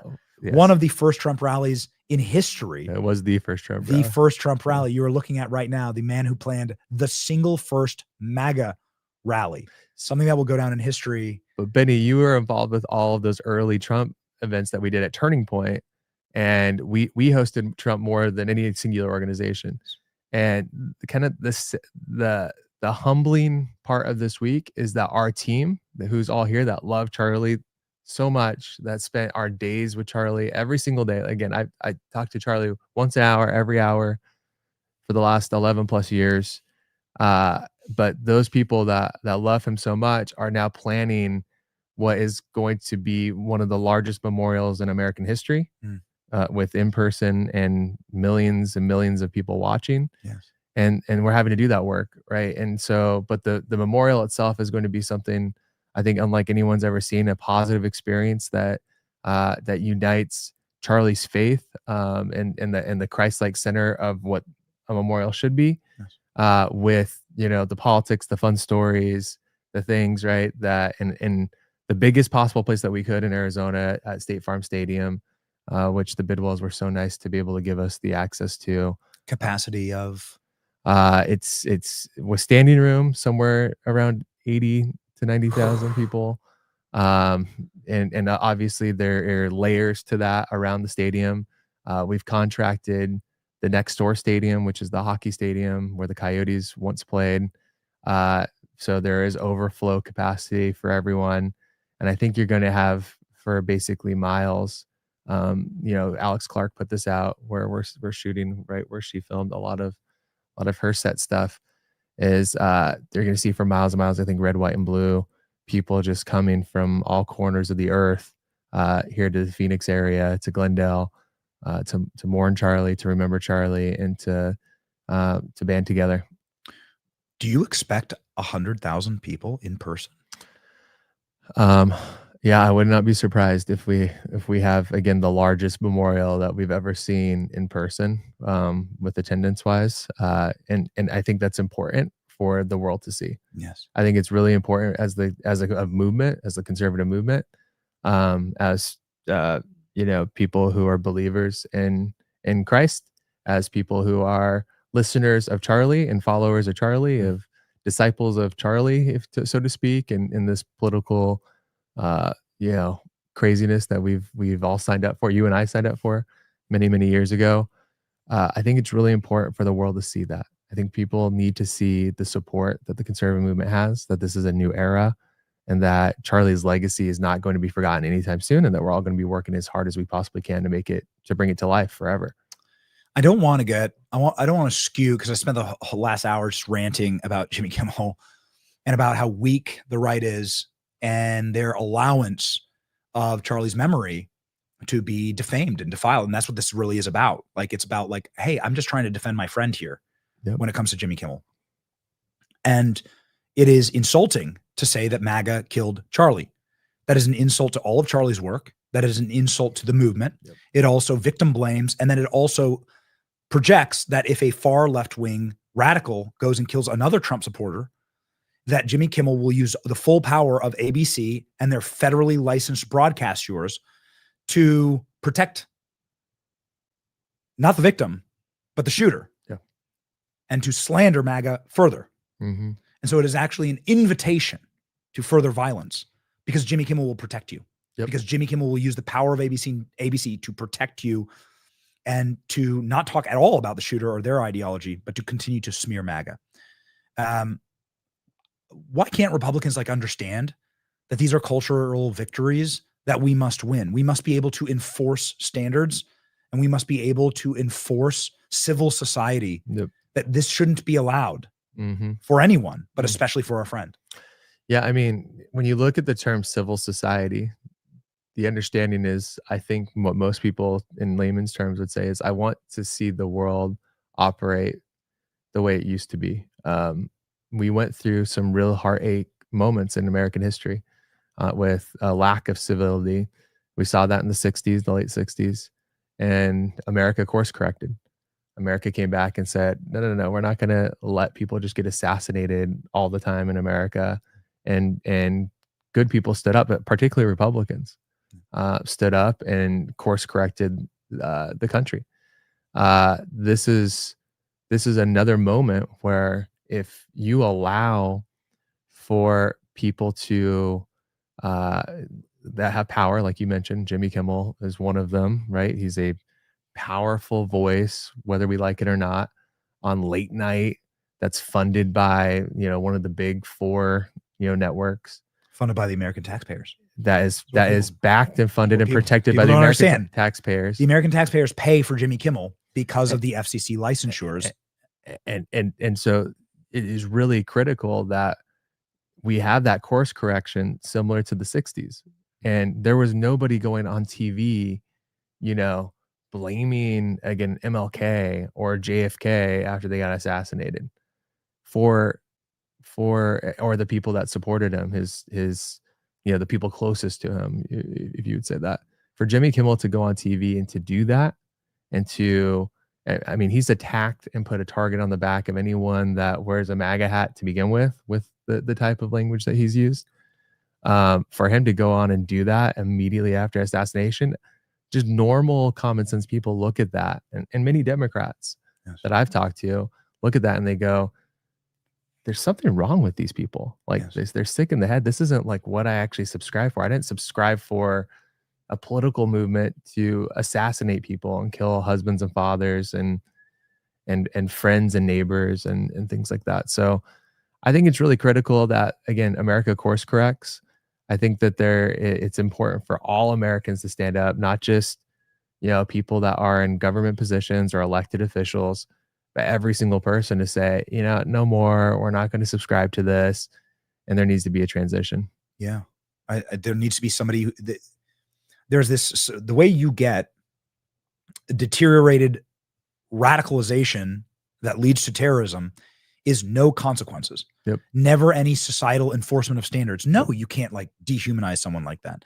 No, you can't say that on TV. Yep. Like that's an evil thing to say. Not that it's illegal, but that there's going to be a consequence when you do this to somebody who was just politically assassinated. And so the enforcement of consequences, I just find it wild on the right now. So there are so many people finger wagging about this. No, where Jimmy has every right to go start his own Jimmy Kimmel podcast and spew whatever he wants to spew. That's right. Go on. This the same way that Benny Johnson has his own show that he can talk about anything that he wants to talk about. There's nothing stopping him from that. But your point is really valid, which is that the taxpayers should not be funding and defending this type of behavior. It's just that's not what Johnny Carson was, right? Johnny Carson was beloved and invited into everyone's home because he didn't do those things. He brought people together. We don't need the divisive. They've gone so far left on the major networks. They've hop, skipped, and jumped over the Daily Show. We were talking about this last night because they think that that's the only thing that's going to like save them with some kind of, tiny little sliver of America that's going to support them enough to keep their ratings high enough. I mean, his numbers are so far down and they're so upside down with Jimmy Kimmel's following as a late night show host. They've probably been looking for a good reason to get rid of him. What will be really traumatic, I think, for America, if ABC doesn't do the right thing and they bring him back, that means that they view some kind of really small value in him, which is really I think dirty and disgusting when you look at it, because it's such a departure again from the Johnny Carsons of the world, even the Jay Leno's from the world. Yeah. I mean, it's not what Americans view as late night TV. So over a decade working with Charlie in this building in this building, when this building was like just a shell. I know you found this location. Can you zoom out beyond the Jimmy Kimmel issue and talk about culture war victories and how valuable was that for Charlie? How important was it for Charlie, for us to have the power and the will to say, to enforce for a good and moral people that make up the majority in this country? Trump wins all 7 swing states. Trump wins the popular vote. 90% of counties are Republican counties. 90% of counties in America are Trump counties. Yes. So we defend those people. Those people have no power in the media. Well, when you and Charlie were here 12 years ago, we had de minimis power in the media. no political power, no power in Hollywood, no power in entertainment. Now, Jimmy Kimmel is looking at an actual consequence for the first time in his entire career. Ever.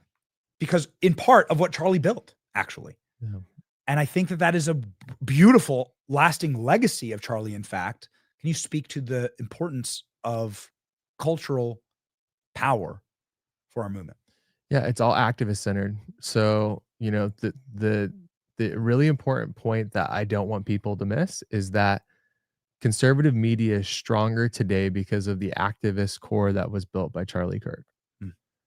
This is what we've done at Turning Point. The difference, there was activist media prior to Turning Point getting big. The difference today is that there are real life bodies that are real life organizing in places that matter across those 90% of counties, plus the 10% where the Democrats run too, by the way, everywhere, all 50 states and every county. And people can see it and they can touch it, they can feel it. It's organic. It's real, right? Versus the, you know, Saul Alinsky, you know, fight fire with fire BS, which is that we know that doesn't work. I tell people this all the time, Benny, and you've heard me say it before, is that the Achilles heel to the Alinsky tactics that the left uses predominantly through media is spreading truth. Well, the only way that you spread truth, and trust me, a lot of those that engage in missionary work across all of the different Christian denominations and sects know, is that you have to do it face to face. You have to do it with real life bodies. You have to establish, again, the way that Christ did, the church. It has to be everywhere. You have to go into the people. And this is how Charlie died, by the way, is the same way that the apostles lived, which is you have to go out. You have to, you know, want to show up, right? You can't just sit in a studio, dark studio or a basement somewhere and type on the internet all day and expect that the world's going to change or it's going to be better. You can't sit in a studio. And again, this is like what's so important about Charlie's legacy. He could have easily locked down the studio that we have, that you've been in here, right? We could have locked that down, locked Charlie away in there for the rest of his life. He could have been the safest man in America. The safest man. He had the resources to do it. We have everything to do it. And he chose to go to the people. Charlie chose to go into, you know, to the Thessalonians and to the Romans and to the, you know, and actually preach. And that, and in modern day, that's our college campuses. And so let that be a legacy to be honored and also an example to others to say, hey, I know that there is a lot of positivity and safety. I know there are a lot of bombs you can throw from a very safe place with many fences, with a lot of barbed wire and fields of mines in between you and the enemy. However, that's not the way that Jesus did it. It's not the way that the apostles did it. It's not the way that Charlie Kirk did it. The way to do it is you have to go face to face with these people and look evil in the eye, and truth will prevail. What is going to be the lasting legacy of Charlie here? I think there's many people that are now in his Memorial Weekend going to be asking that question. So it's going to pivot from remembrance of Charlie to what is the work moving forward for Turning Point USA. And I know that it is possibly the most deleterious thing to be done to Charlie would be for Turning Point USA to fail. Yeah. And for this mission to falter. And for the establishment to come back in and to, you know, tee-hee-hee with Jimmy Kimmel on his show, right? And get pats on the head, be good little boys, you know, and get a treat, right? You're a good dog. This is the before Charlie Kirk, and Donald Trump, this was the basest state of the Republican Party, which were lapdogs. And so how do we move forward, Tyler? Obviously, Turning Point has to grow, but kind of piggybacking on what I just was talking about was that the activist core of the Republican Party, the conservative movement, whatever you want to call it, right? We call it the movement. The conservative movement has to grow. It has to be strong. It has to be face to face. It has to be bold. It has to go to the people. It has to back up conservative media. It has to back up the faces who are doing the hard work. It has to not fall victim to our own tripping over ourselves and falling for every conspiracy theory that's on planet Earth, or assuming the government's doing the right thing for us at all times, which is, again, that's what we preached from the very beginning, right? Was that you can't really trust the government in a lot of cases, right? And there's a reason for that, is because the government isn't going to do anything for you ever. They're just not going to. They're not going to save you. Our politicians who are elected are not going to save us. They're going to do some good things from time to time that we're proud of, and other times they're not. We've already seen this week letdowns from people doing the basics of the right things. That's right. You know, with Ilhan Omar and others, right? So, Exactly right. like, you're always going to be let down by people. And again, this is kind of just preach this straight from the conversations that Charlie and I had millions of times, is that people are going to let you down. You still know what is right. You're still going to be able to, equip yourself with the armor of God. You're going to be able to go out and do the work, and you're going to be able to look directly in the face of evil and be able to tell the truth. And the more people that do that, the easier it gets. The truth of Charlie Kirk and his legacy is that there were very few that were willing to do it, and Charlie did it. And that's why he was targeted. That's why we received so much hate over the years. So the best thing that can possibly happen is that more people do that. When we do that, it will grow. The entire movement will grow. When Rush Limbaugh passed away, he didn't have a Turning Point USA that he had built to be able to send high school, college, faith, believers to be able to help grow that organic ministry, if you will. Didn't have Turning Point Action to focus on actually holding the Republican Party accountable. They obviously going after the left with the entire fierceness of Charlie Kirk's heart. That is what the future holds. And we have it all here. And we're going to carry that legacy through the years for the rest of our lives, is what I'm telling people. Is for the rest of my life, Charlie Kirk is going to be on my heart and in my mind every single day, as a person that knew him just about as well as anybody in this world. And the only way that I can honor him is by doing that every single day. And I know you feel the same way. So, last question, and a very important one for those who know Charlie. You said holding the Republican Party accountable. He spent the day ranting and raving about the left. They are absolute hobgoblins. They are sunken in nature. I think that actually a spiritual exorcism is the only thing that can save the left, and that's about it. Mm-hmm. Our own party, however, is our own house. Yes. Holding accountable the Republican Party. Would you mind just expanding on that and unpacking that as far as the mission moving forward? Well, the analogy of again, at the time of Christ, is that every situation where you have the evils of the world, you have those who aid the evil. We have our own version of our own Pharisees that are walking amongst us. And it is, absolutely without question that we have people within our own side, quote unquote, I use strong air quotes there, on our side, who are going to let us down. They need to be replaced. We have a movement right now at this time. I mean, literally, you're seeing it in real time. Millions of people who have come in vigil to honor Charlie Kirk's life. Yes. The best thing that you can possibly do, and I know it's tough for everyone. We all live lives. We all have kids. We have better things to do, with businesses to run. But getting involved at the civic level to replace these people, to hold them accountable, to get involved. It doesn't take very many people to hold a congressman to account. That's right. It just doesn't. So if you can hold a congressman to account with a handful of people, imagine what you can do at your city council level, at your county level, with your county commissioners or supervisors, with your school board members. It just takes a few hours and a few people in America to be able to hold these people accountable. And Charlie did that. Yes. I was there when Charlie would go down to school board meetings here in Arizona. We did it numerous times. He was constantly texting, and these are stories that will be for a later time when we can get more into the politics of it all. But I know hundreds and hundreds of stories of Charlie texting congressmen and telling them how disappointed he was with what they were doing. And we can't. That just happened with me with the Ilhan Omar vote. I was like, I'm gonna expect to be dragged. Expect to be dragged. hard on my program, and the Jimmy Kimmel thing has sort of taken a little bit of my attention away from that.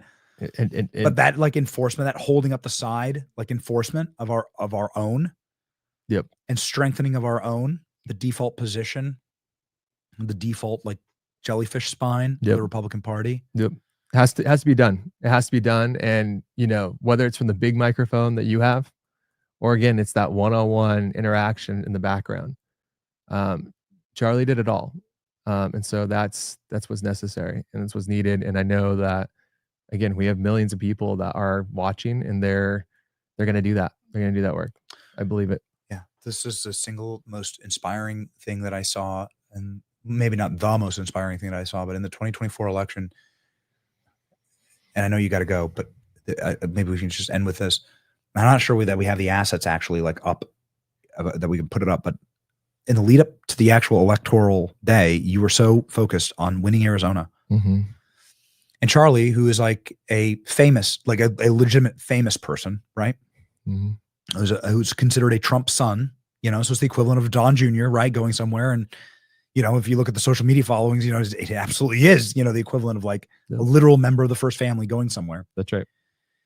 You post on social media. I wasn't here in Arizona during that time, but you posted on social media, like Charlie, like talking with like women's groups gathered at a little teeny park, which must have been like maybe 17 people total. Yep. Like little old ladies, and Charlie sitting there on a picnic bench, Mm-hmm. like one of the single most famous generational voices of a movement.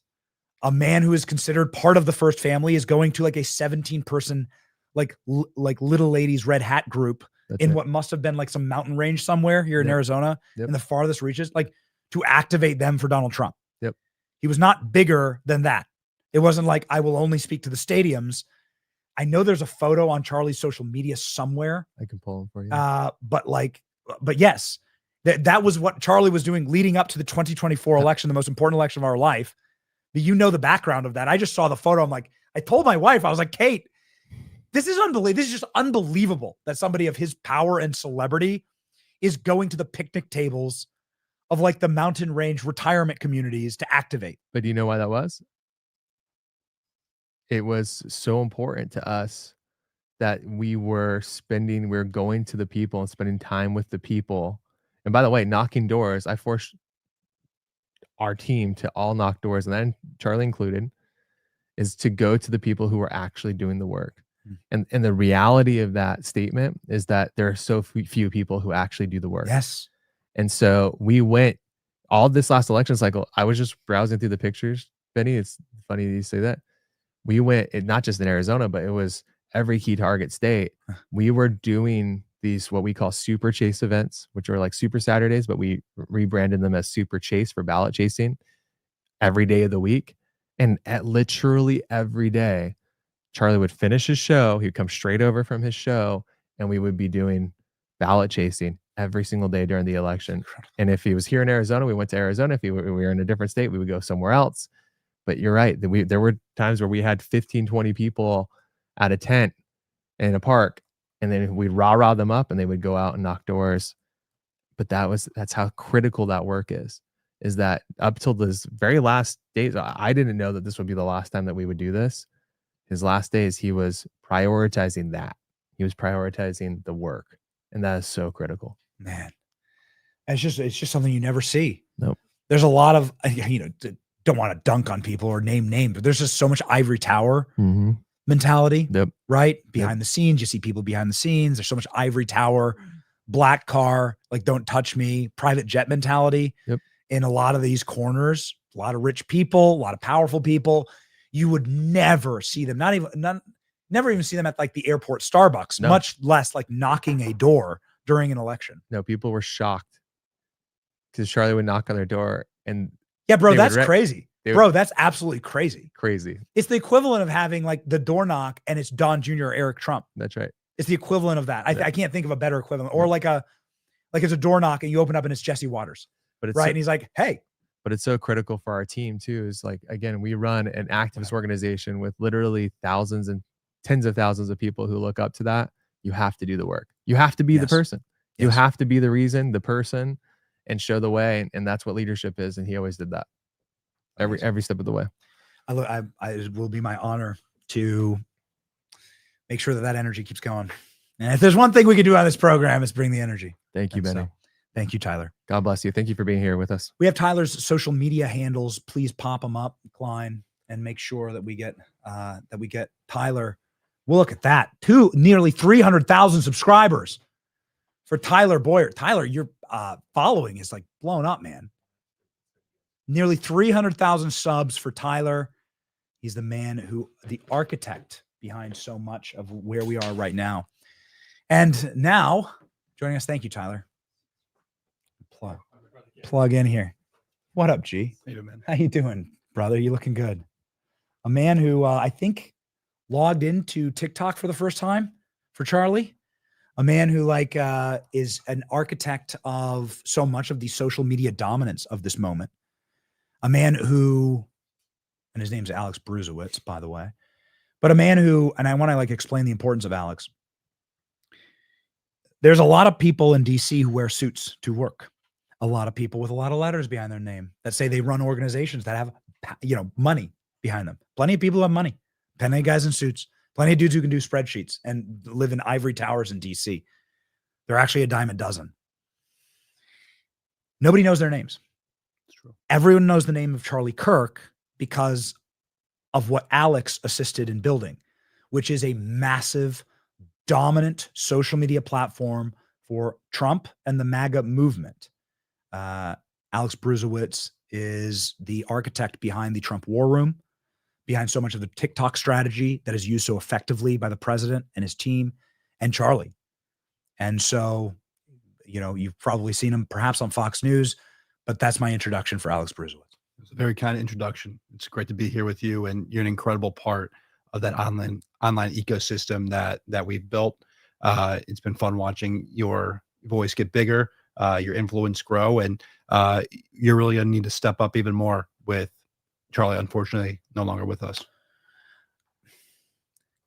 I want to get esoteric for a second, because Charlie was murdered and politically assassinated on September 10th, obviously a day away from the September 11th anniversary. This is Charlie's assassination was the largest PTSD moment in, I think, human history, because of how prescient he was on social media. People felt like they knew him. Yeah. His haters felt like they knew him. His haters felt like, and I can see this because I read the comments, his haters felt like they could never get away from Charlie. Yeah. Because he was the top of the trend every day. He was constantly trending on TikTok, biggest video on either TikTok or YouTube or Instagram. We've seen his social media following explode, actually, double and triple on some platforms, even after the political assassination, which is a phenomenon that I think needs to be studied, in fact, because that just doesn't happen. But can you speak, Alex, to why people felt so connected to Charlie? Why this was so much more impactful than some of the other tragedy events that we've lived through? And it sucks. I'm almost 40, and I'm in my late 30s, and I feel like we've lived through many tragedy events. But Charlie hit different. I think because of his dominance on social media, because so many people felt like they knew him. They saw his family. They saw his love of his wife. They saw his love of his children. We followed him in the very definition of the term on social media. Absolutely. And not just for a couple of years, for over a decade. I first met Charlie on social media when I was 16 years old. He was 19. We grew up about 3 hours away from each other in the Midwest. He was in Illinois. I was in Wisconsin. We became friends online because we were two teenagers supporting Scott Walker in the fight against the teachers' unions. And it was a fast friendship. I think Charlie had 3,000 Twitter followers at that time. I had like 800. And, we became friends that way. And then I watched him for 11 years, 12 years, grow into this giant on social media. But he put in the work. He put in the hours. He felt like it was a bad day if he didn't get over 180,000 retweets in one day. And that was his number. And that was his number in 2017. And so, he wanted to be visible. And he put himself out there. And I think he said a lot of the things that people, were feeling, were thinking, but couldn't say them themselves. And so Charlie similar to Trump, became the voice of so many young people in this country. The kids who had to go to school and were concerned that they would get a bad grade if they misgendered their classmate. You know, they let Charlie misgender for them.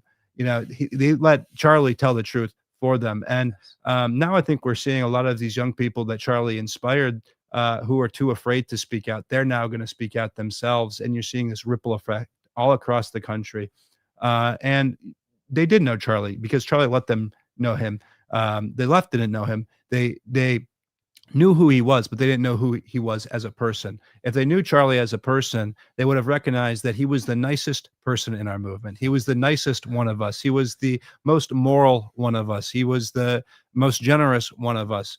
And he was a family man. He was a husband. He was a father. And he was a deep believer in God. The left, you know, knew his name, but they didn't know him. That's why it hits so different than, like, you know, this is why it hits so different if you see, sorry, I think ALX is saying, what, scoot in? What is it, ALX? It's just got it. Yeah, just got it. ALX, by the way, is also an incredible member of the online ecosystem that is an absolute beast. ALX, you have to jump on set. You have to just shout out ALX. Somebody who also, like, was helped out in his young career by Charlie. What's up, brothers? Just a really quick, important story from this building.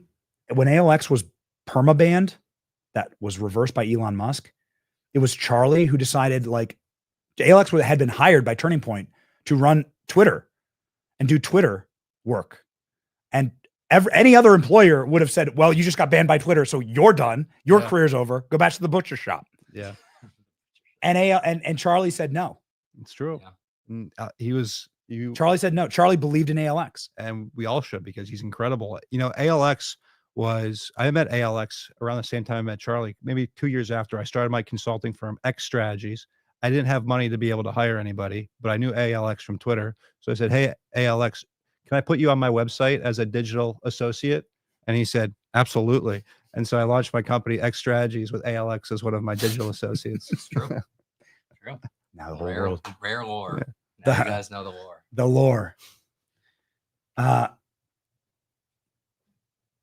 What is that phenomenon where Charlie Kirk's, I've never seen anything like it, where somebody grows so much more powerful in death? And I know it's a heavy question, but I can't figure it out, Alex. Maybe you have an answer. Where nobody's ever seen somebody dies, the energy goes away. Yeah. People unfollow. You know, people are like, why would I follow that person? Yeah. Charlie's following has doubled and tripled in some instances on social media. Well, I think the Trump effect, you know, you had a lot of the pollsters missed. They can't cover Trump. They can't poll for Trump because there's so many of these people who are silent Trump supporters who kept their head down and they went to vote and they voted for Trump, but they won't tell their neighbors. They won't tell their people because they feared the repercussions. I think there were so many of these silent Charlie supporters, right? These people who, you know, would watch these videos on Charlie, but they didn't necessarily follow Charlie at that time because they didn't want, you know, some radical left girlfriend that they were dating to see that they followed Charlie Kirk. But I think they're no longer going to be silent. I don't think they're no longer going to be afraid. They saw what happened to Charlie and they said, this guy was willing to die for the truth. He was willing to die for what was right. And I'm not going to be afraid any longer of, you know, speaking my mind, sharing my opinions, speaking the truth. And so I think now you're seeing all of these silent people come forward and say, I've been a Charlie's follower for, you know, X amount of years, and he was right. And he wasn't radical. They're the radicals. And so I think that people are unafraid now, and Charlie's courage and dying for his beliefs, dying for the truth, inspires that courage within so many of us. And we're only going to keep his legacy alive, stronger than ever before. You've done so much great work with the president. You famously were with Donald Trump for the Twitter space, for the X spaces, right? That was it? Yeah. Yes. And Trump was live with Elon Musk. You know, right on that. Okay. That was fun. That was a wild night. That was, that was what I'll remember. What does it mean for the digital MAGA movement and the digital army, this moment? Like what are you expecting on Sunday? What are you expecting moving forward? Yeah. Well, I mean, Charlie was the leader of this movement. There's two people that deserve the credit for the online right ecosystem. It's Donald Trump creating the reply guys like ALX, and then Charlie Kirk creating the influencers. And he gave platforms and voices to so many of us. I've seen your following skyrocket since you're, teaming up with Charlie and him putting you on stage at America Fest. And think about all the different Fox personalities that, a lot of these Fox personalities, they had television presence, but they didn't translate to social. But Charlie helped them all get onto social, bring them to their conferences, bring them to the events, et cetera, et cetera. And so he's gonna be a massive void. And there's not going to be another person that can do everything that he could do, but he inspired so many of us. He helped create and our followings. And so all of us are going to have to step up. And, I also think that a lot of the right-wing influencer sphere has kind of been led astray. I think a lot of them are following dollars and cents instead of following what is right. And I would like them, all of the influencer class, if you want to call it that, to do what Charlie would do. If you don't need to take every deal, you don't need to promote everything. Don't go against what is right. Don't go against your values. And I think all of the influencers should follow Charlie's lead on that. Incredibly profound on that. Yes. I mean, why would you sell yourself out for that? Like, it doesn't this movement mean more? No, you have massive. They do have influence. They do have influence. And for the first time, it's after the election, all of the mainstream press, they started covering right-wing influencers for the first time. And they're like, this terrified. They're terrified. They're like, this ecosystem came out of nowhere. It actually hasn't come out of nowhere. This has been building for the longer part of a decade. And you guys just started picking up on it. But we have a lot of influence now. And you leveraged your influence in a good way the other day by getting Jimmy Kimmel held accountable. And that is the influence when you're focused. That's focused influence. And you did a good thing. Shilling for, big soda, for an example, saying, oh, you can't, the Maha movement shouldn't be able to tell soda companies, how big their bottles can be. Like, that's not something that you should be using your influence for. Exactly. Use it for good things. And I think that Charlie did it always the right way. And I hope all of our friends online do it the right way. But there's a massive void, but it's going to take people like you to step up, people like ALX to step up. And all of our friends in this movement need to do a little bit more. I don't think people understand the power that you can actually wield. We don't have to sit there from the sidelines and chirp. Right. You don't have to be a coward. You can go out onto the field and fight. And actually, you can be more powerful than Jimmy Kimmel. Yeah. You can cow ABC into doing the decent and moral thing. Right. And they're going to need to be pushed. They're going to need to be dragged, kicking and screaming into doing that. But you have the power to actually do that. And it's my honor to show people, to show this movement, that is what we can accomplish. Yeah, you did a great thing. It's time for there to be some accountability, for some enforcement of standards. But for that to happen, somebody's going to have to lose something. Absolutely. And ABC's actually probably gaining something. They're getting rid of dead weight. That's exactly right. It's not like we're canceling one of the most popular shows in America. Nobody watches Jimmy Kimmel anymore. Right. I asked ChatGPT the other day, how many viewers does Jimmy Kimmel get? 1.1 million. I said, how many in the US? 32% of 1.1 million. So you do the math. It's like 300,000 viewers that he gets annual or, each day. You get 300,000 viewers on this one stream, probably even more. Yes. So, Jimmy Kimmel is getting paid tens of millions of dollars by ABC. He provided almost no value. You could put, anybody in that role and they would get more viewers than him. Ricky Gervais is my vote. That'd be good. Theo Vaughn would be good. Tim Dillon would be good. So there's a lot of options that you could put in there that actually get viewership. Yeah. But no, Jimmy Kimmel's a nasty guy. He hasn't been funny forever. I don't remember the last time that he made me laugh. And he was a controversial guy. He wore blackface. He was very demeaning to women. And so I think it was a good thing that ABC got rid of him. And you did a good thing by using your power. Every right winger should stand up and support what just happened. And they shouldn't be afraid of the repercussions. I saw this one woman put out a statement saying, the left, they should be careful because the left will be in power against it. Could you imagine if the left tried to cancel us? Could you imagine? Yeah. These people are like, where have they been living? Have they been living under a rock for the last 10 years? They canceled Aunt Jemima. They canceled, you go to California and say there's two genders. Gavin Newsom will throw you in prison. So like these people are not free speech warriors, and Jimmy Kimmel still has free speech. He can go start a podcast, which he probably will do. Where all of the failed, Don Lemon started a podcast. He doesn't do so well, but Jimmy Kimmel can go and start a podcast. Substack is waiting. Exactly. Jimmy. Substack's waiting, Jimmy. So he didn't lose free speech, and these clowns are needing to be held accountable, and they're being held accountable for the first time, and now they're freaking out. Yeah, and they're being held accountable partly because Charlie. Actually, not partly, very much mostly because Charlie showed us the way. Charlie had always wanted to have cultural power for our movement. It's fine to have regulatory power, political power ebbs and flows. It comes and goes. Yeah. And it changes all the time. And it is subject to so many outside pressures. Cultural power is the truly dominant force. Politics is downstream from culture. One of the wisest men who ever worked in this industry, Andrew Breitbart, would always say, cultural power is where it actually is. And they're terrified. You're exactly right. They're terrified because we reach way behind enemy lines, way up into the diseased temple of Hollywood. Yep. And a high priest of leftism. And we were able to deliver a consequence to Jimmy Kimmel. And that isn't to take away a speech. I want to clip this. I want Jimmy Kimmel to talk as much as possible. Say as many things as possible. I want Jimmy Kimmel to have as much speech as he possibly can. I am not against Jimmy Kimmel having speech. I want him to have speech. He exposes their side and the difference between the men and the animals. The difference between decent people and indecent people. And I need America to see that. Yep. So I don't want Jimmy Kimmel to say, clip it, Media Matters. I want Jimmy Kimmel to have as much speech as humanly possible. 100%. But that is why they're terrified. Yeah. That those used to be intersanctums that were so insulated and protected through institutional power, regulatory power, cultural power. Yep. And we proved that it's all gone. That they brought it to tatters. That there's nothing left. That the man behind the curtain is fake. Yep. And it's a teeny, sad little man who is just trying desperately to try and project and fake that they still have relevance. Yep. They don't. Yeah. If they did, they would be able to push back. They can't. And that's why Republicans must be strong in this moment. 100%. They need to be strong, and they need to be courageous. And people like you give people platforms and an opportunity to be strong, because they'll see that you have their back. But Charlie had something called online power and offline power. A lot of people online don't have the offline.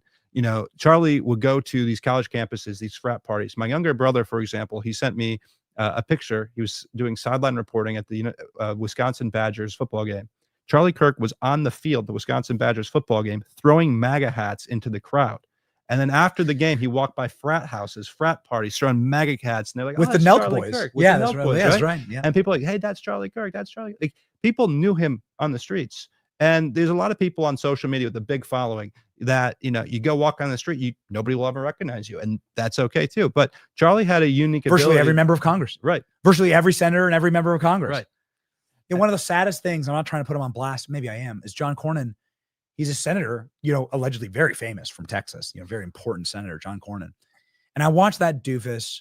I don't have anything personally against him. I've never even met him, right? I don't really want to. He's attacked me a couple times on, his team's attacked me on social media before, but whatever, I watched that dude wander around the RNC because we just happen to be in the same area together. I watched that dude wander around the RNC, and people were people were like, what is he, get out of my way. Like nobody recognized him. He's been a senator since eternity, since Kingdom Come, Revolutionary War. He's from Texas. So you'd assume that a Texas senator who's in his 20th term would have some gravitas at the RNC, and everyone's shoving him aside. Right. Yeah. We're doing our show. Charlie's live on our stream with Terrence Williams, and people are mobbing.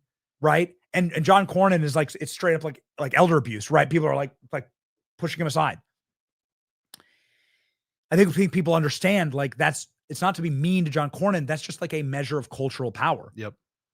People were ravenous to just get around Charlie. Yeah. To just be there present when Charlie was live on the stream. True.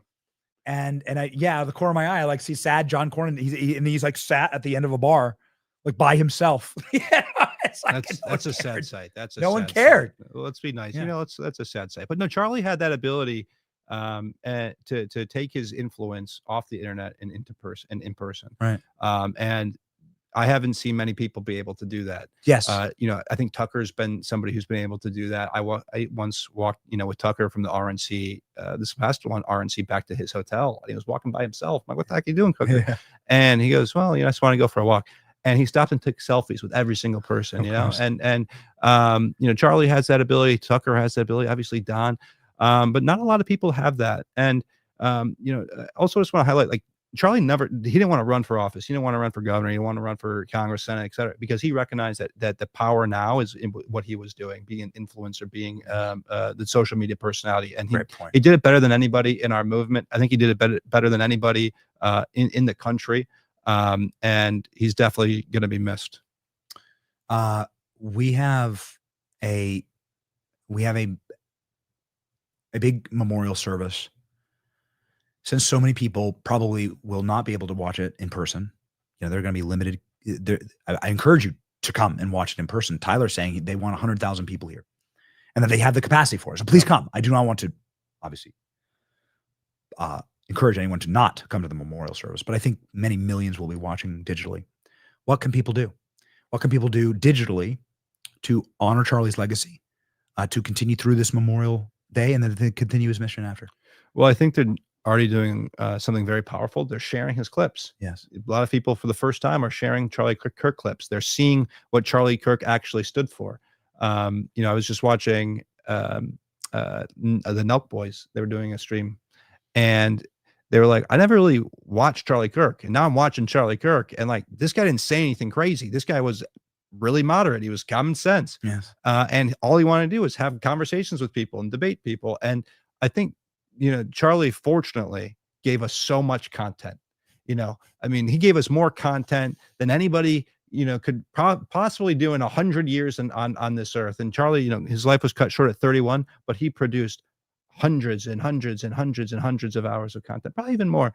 And now you can all go through it and you can share his clips and you can share his message. And they're really important messages in there. And I think the messages that are getting out the most right now are the messages about faith and family. Yes. I think that is something that, you know, I learned a lot from him over the years, watching him transform from a boy to a man. It was when he got married to Erica and he started having children. And I also saw his demeanor change, his spirit change for the better. And his content started hitting a little bit differently after he got married to Erica. And Erica is going to do a great job running Turning Point USA. But what you can do to honor Charlie is you continue to share his clips. You get active with Turning Point USA. 62,000 new people signed up to start chapters all across the country. And his legacy is only going to grow from here. I think he is the most important civil rights leader of our time. And history will look back on him in that way. Yes. We very much look forward, ladies and gentlemen, to being there at the memorial service on Sunday. 100,000 people. Alex will also be there. But you should follow Alex. We have his social media. You should also follow Trump War Room. Please. Alex has 620,000 subscribers here on X. You see this great photo of him with President Trump there in the Oval Office. I need you to update my photo on your graphics moving forward. ALX, you're using a picture of me from when I was 21. ALX. Unreal. Very easy. Unreal. This guy. Very, very, very easy. You just call on over. Hey, Alex, you should be in studio more often. Yeah. Everyone in the chat was very excited about it. We got super chats about. It's like seeing a movie star. Look at this super chat from people love you. It's like seeing a movie star. We you love know it. how many people confuse me for this guy, by the way?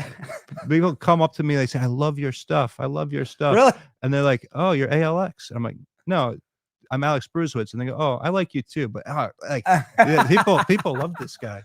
They do love Alex. So, well, thanks, man. It's great seeing you. Thank you. Be good. See you soon.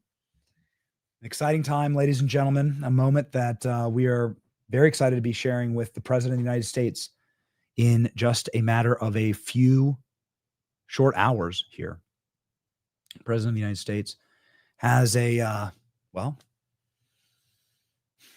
incredible brand. We do partner with that brand.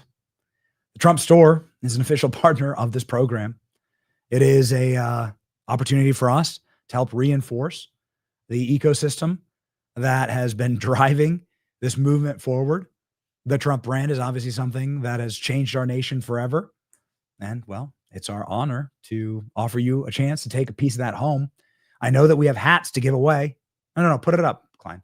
I know we have hats to give away, and you just have to forgive us. Ashley has your name and your address, and we have the hats. And then this horrible tragedy happened, and we apologize that we haven't been able to ship them out. We're going to do more of that with the Trump store. We have the Trump store here. It's an opportunity for you to walk away with, well, any luxury home good or handcrafted item that you would like from the Trump team. The structured, sleek, bold, patriotic hats, of course, are iconic. My little kids like the little teddy bears with patriotic sweaters. They have now the spooky MAGA hat. There you go. The pumpkin hat. Perfect. Ladies and gentlemen, go to the trumpstore.com. Use my code Benny15 for 15% off. Check out at the Trump store. Trumpstore.com. One more time. That's trumpstore.com. Shop smart and shop America Brown.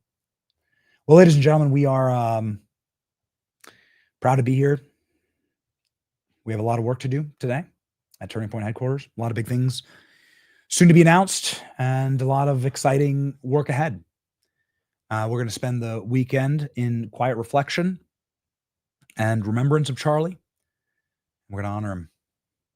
That's going to be it. Please join us in that. We'll be very active this weekend in particular. Please join us in a word of prayer and a verse of the day here to close out our week from Jeremiah 20:11. But the Lord is with me as a mighty, awesome one. Therefore, my persecutors will stumble and will not prevail. You've been seeing a lot of that. And you see a lot more of us, and we're thankful for you for sticking with us this week. It's been a tough week. God has given us the strength. And remember, in the end, we win. It's your boy, Benny. See ya from Turning Point headquarters. The evildoers responsible for my husband's assassination have no idea what they have done. They killed Charlie because he preached a message of patriotism, faith, and of God's merciful love. They should all know this. If you thought that my husband's mission was powerful before, you have no idea. You have no idea what you just have unleashed across this entire country and this world. You have no idea. So I want to tell you that we'll never surrender. We never will. Ever. Ever. The biggest ships in the sea, all owned by the oldest kings, and their dying legacy, media deal reads. Soon will the Benny Show come to mind, the salt from lives for fun. Leave the gold and bring the gun, we sail for number one.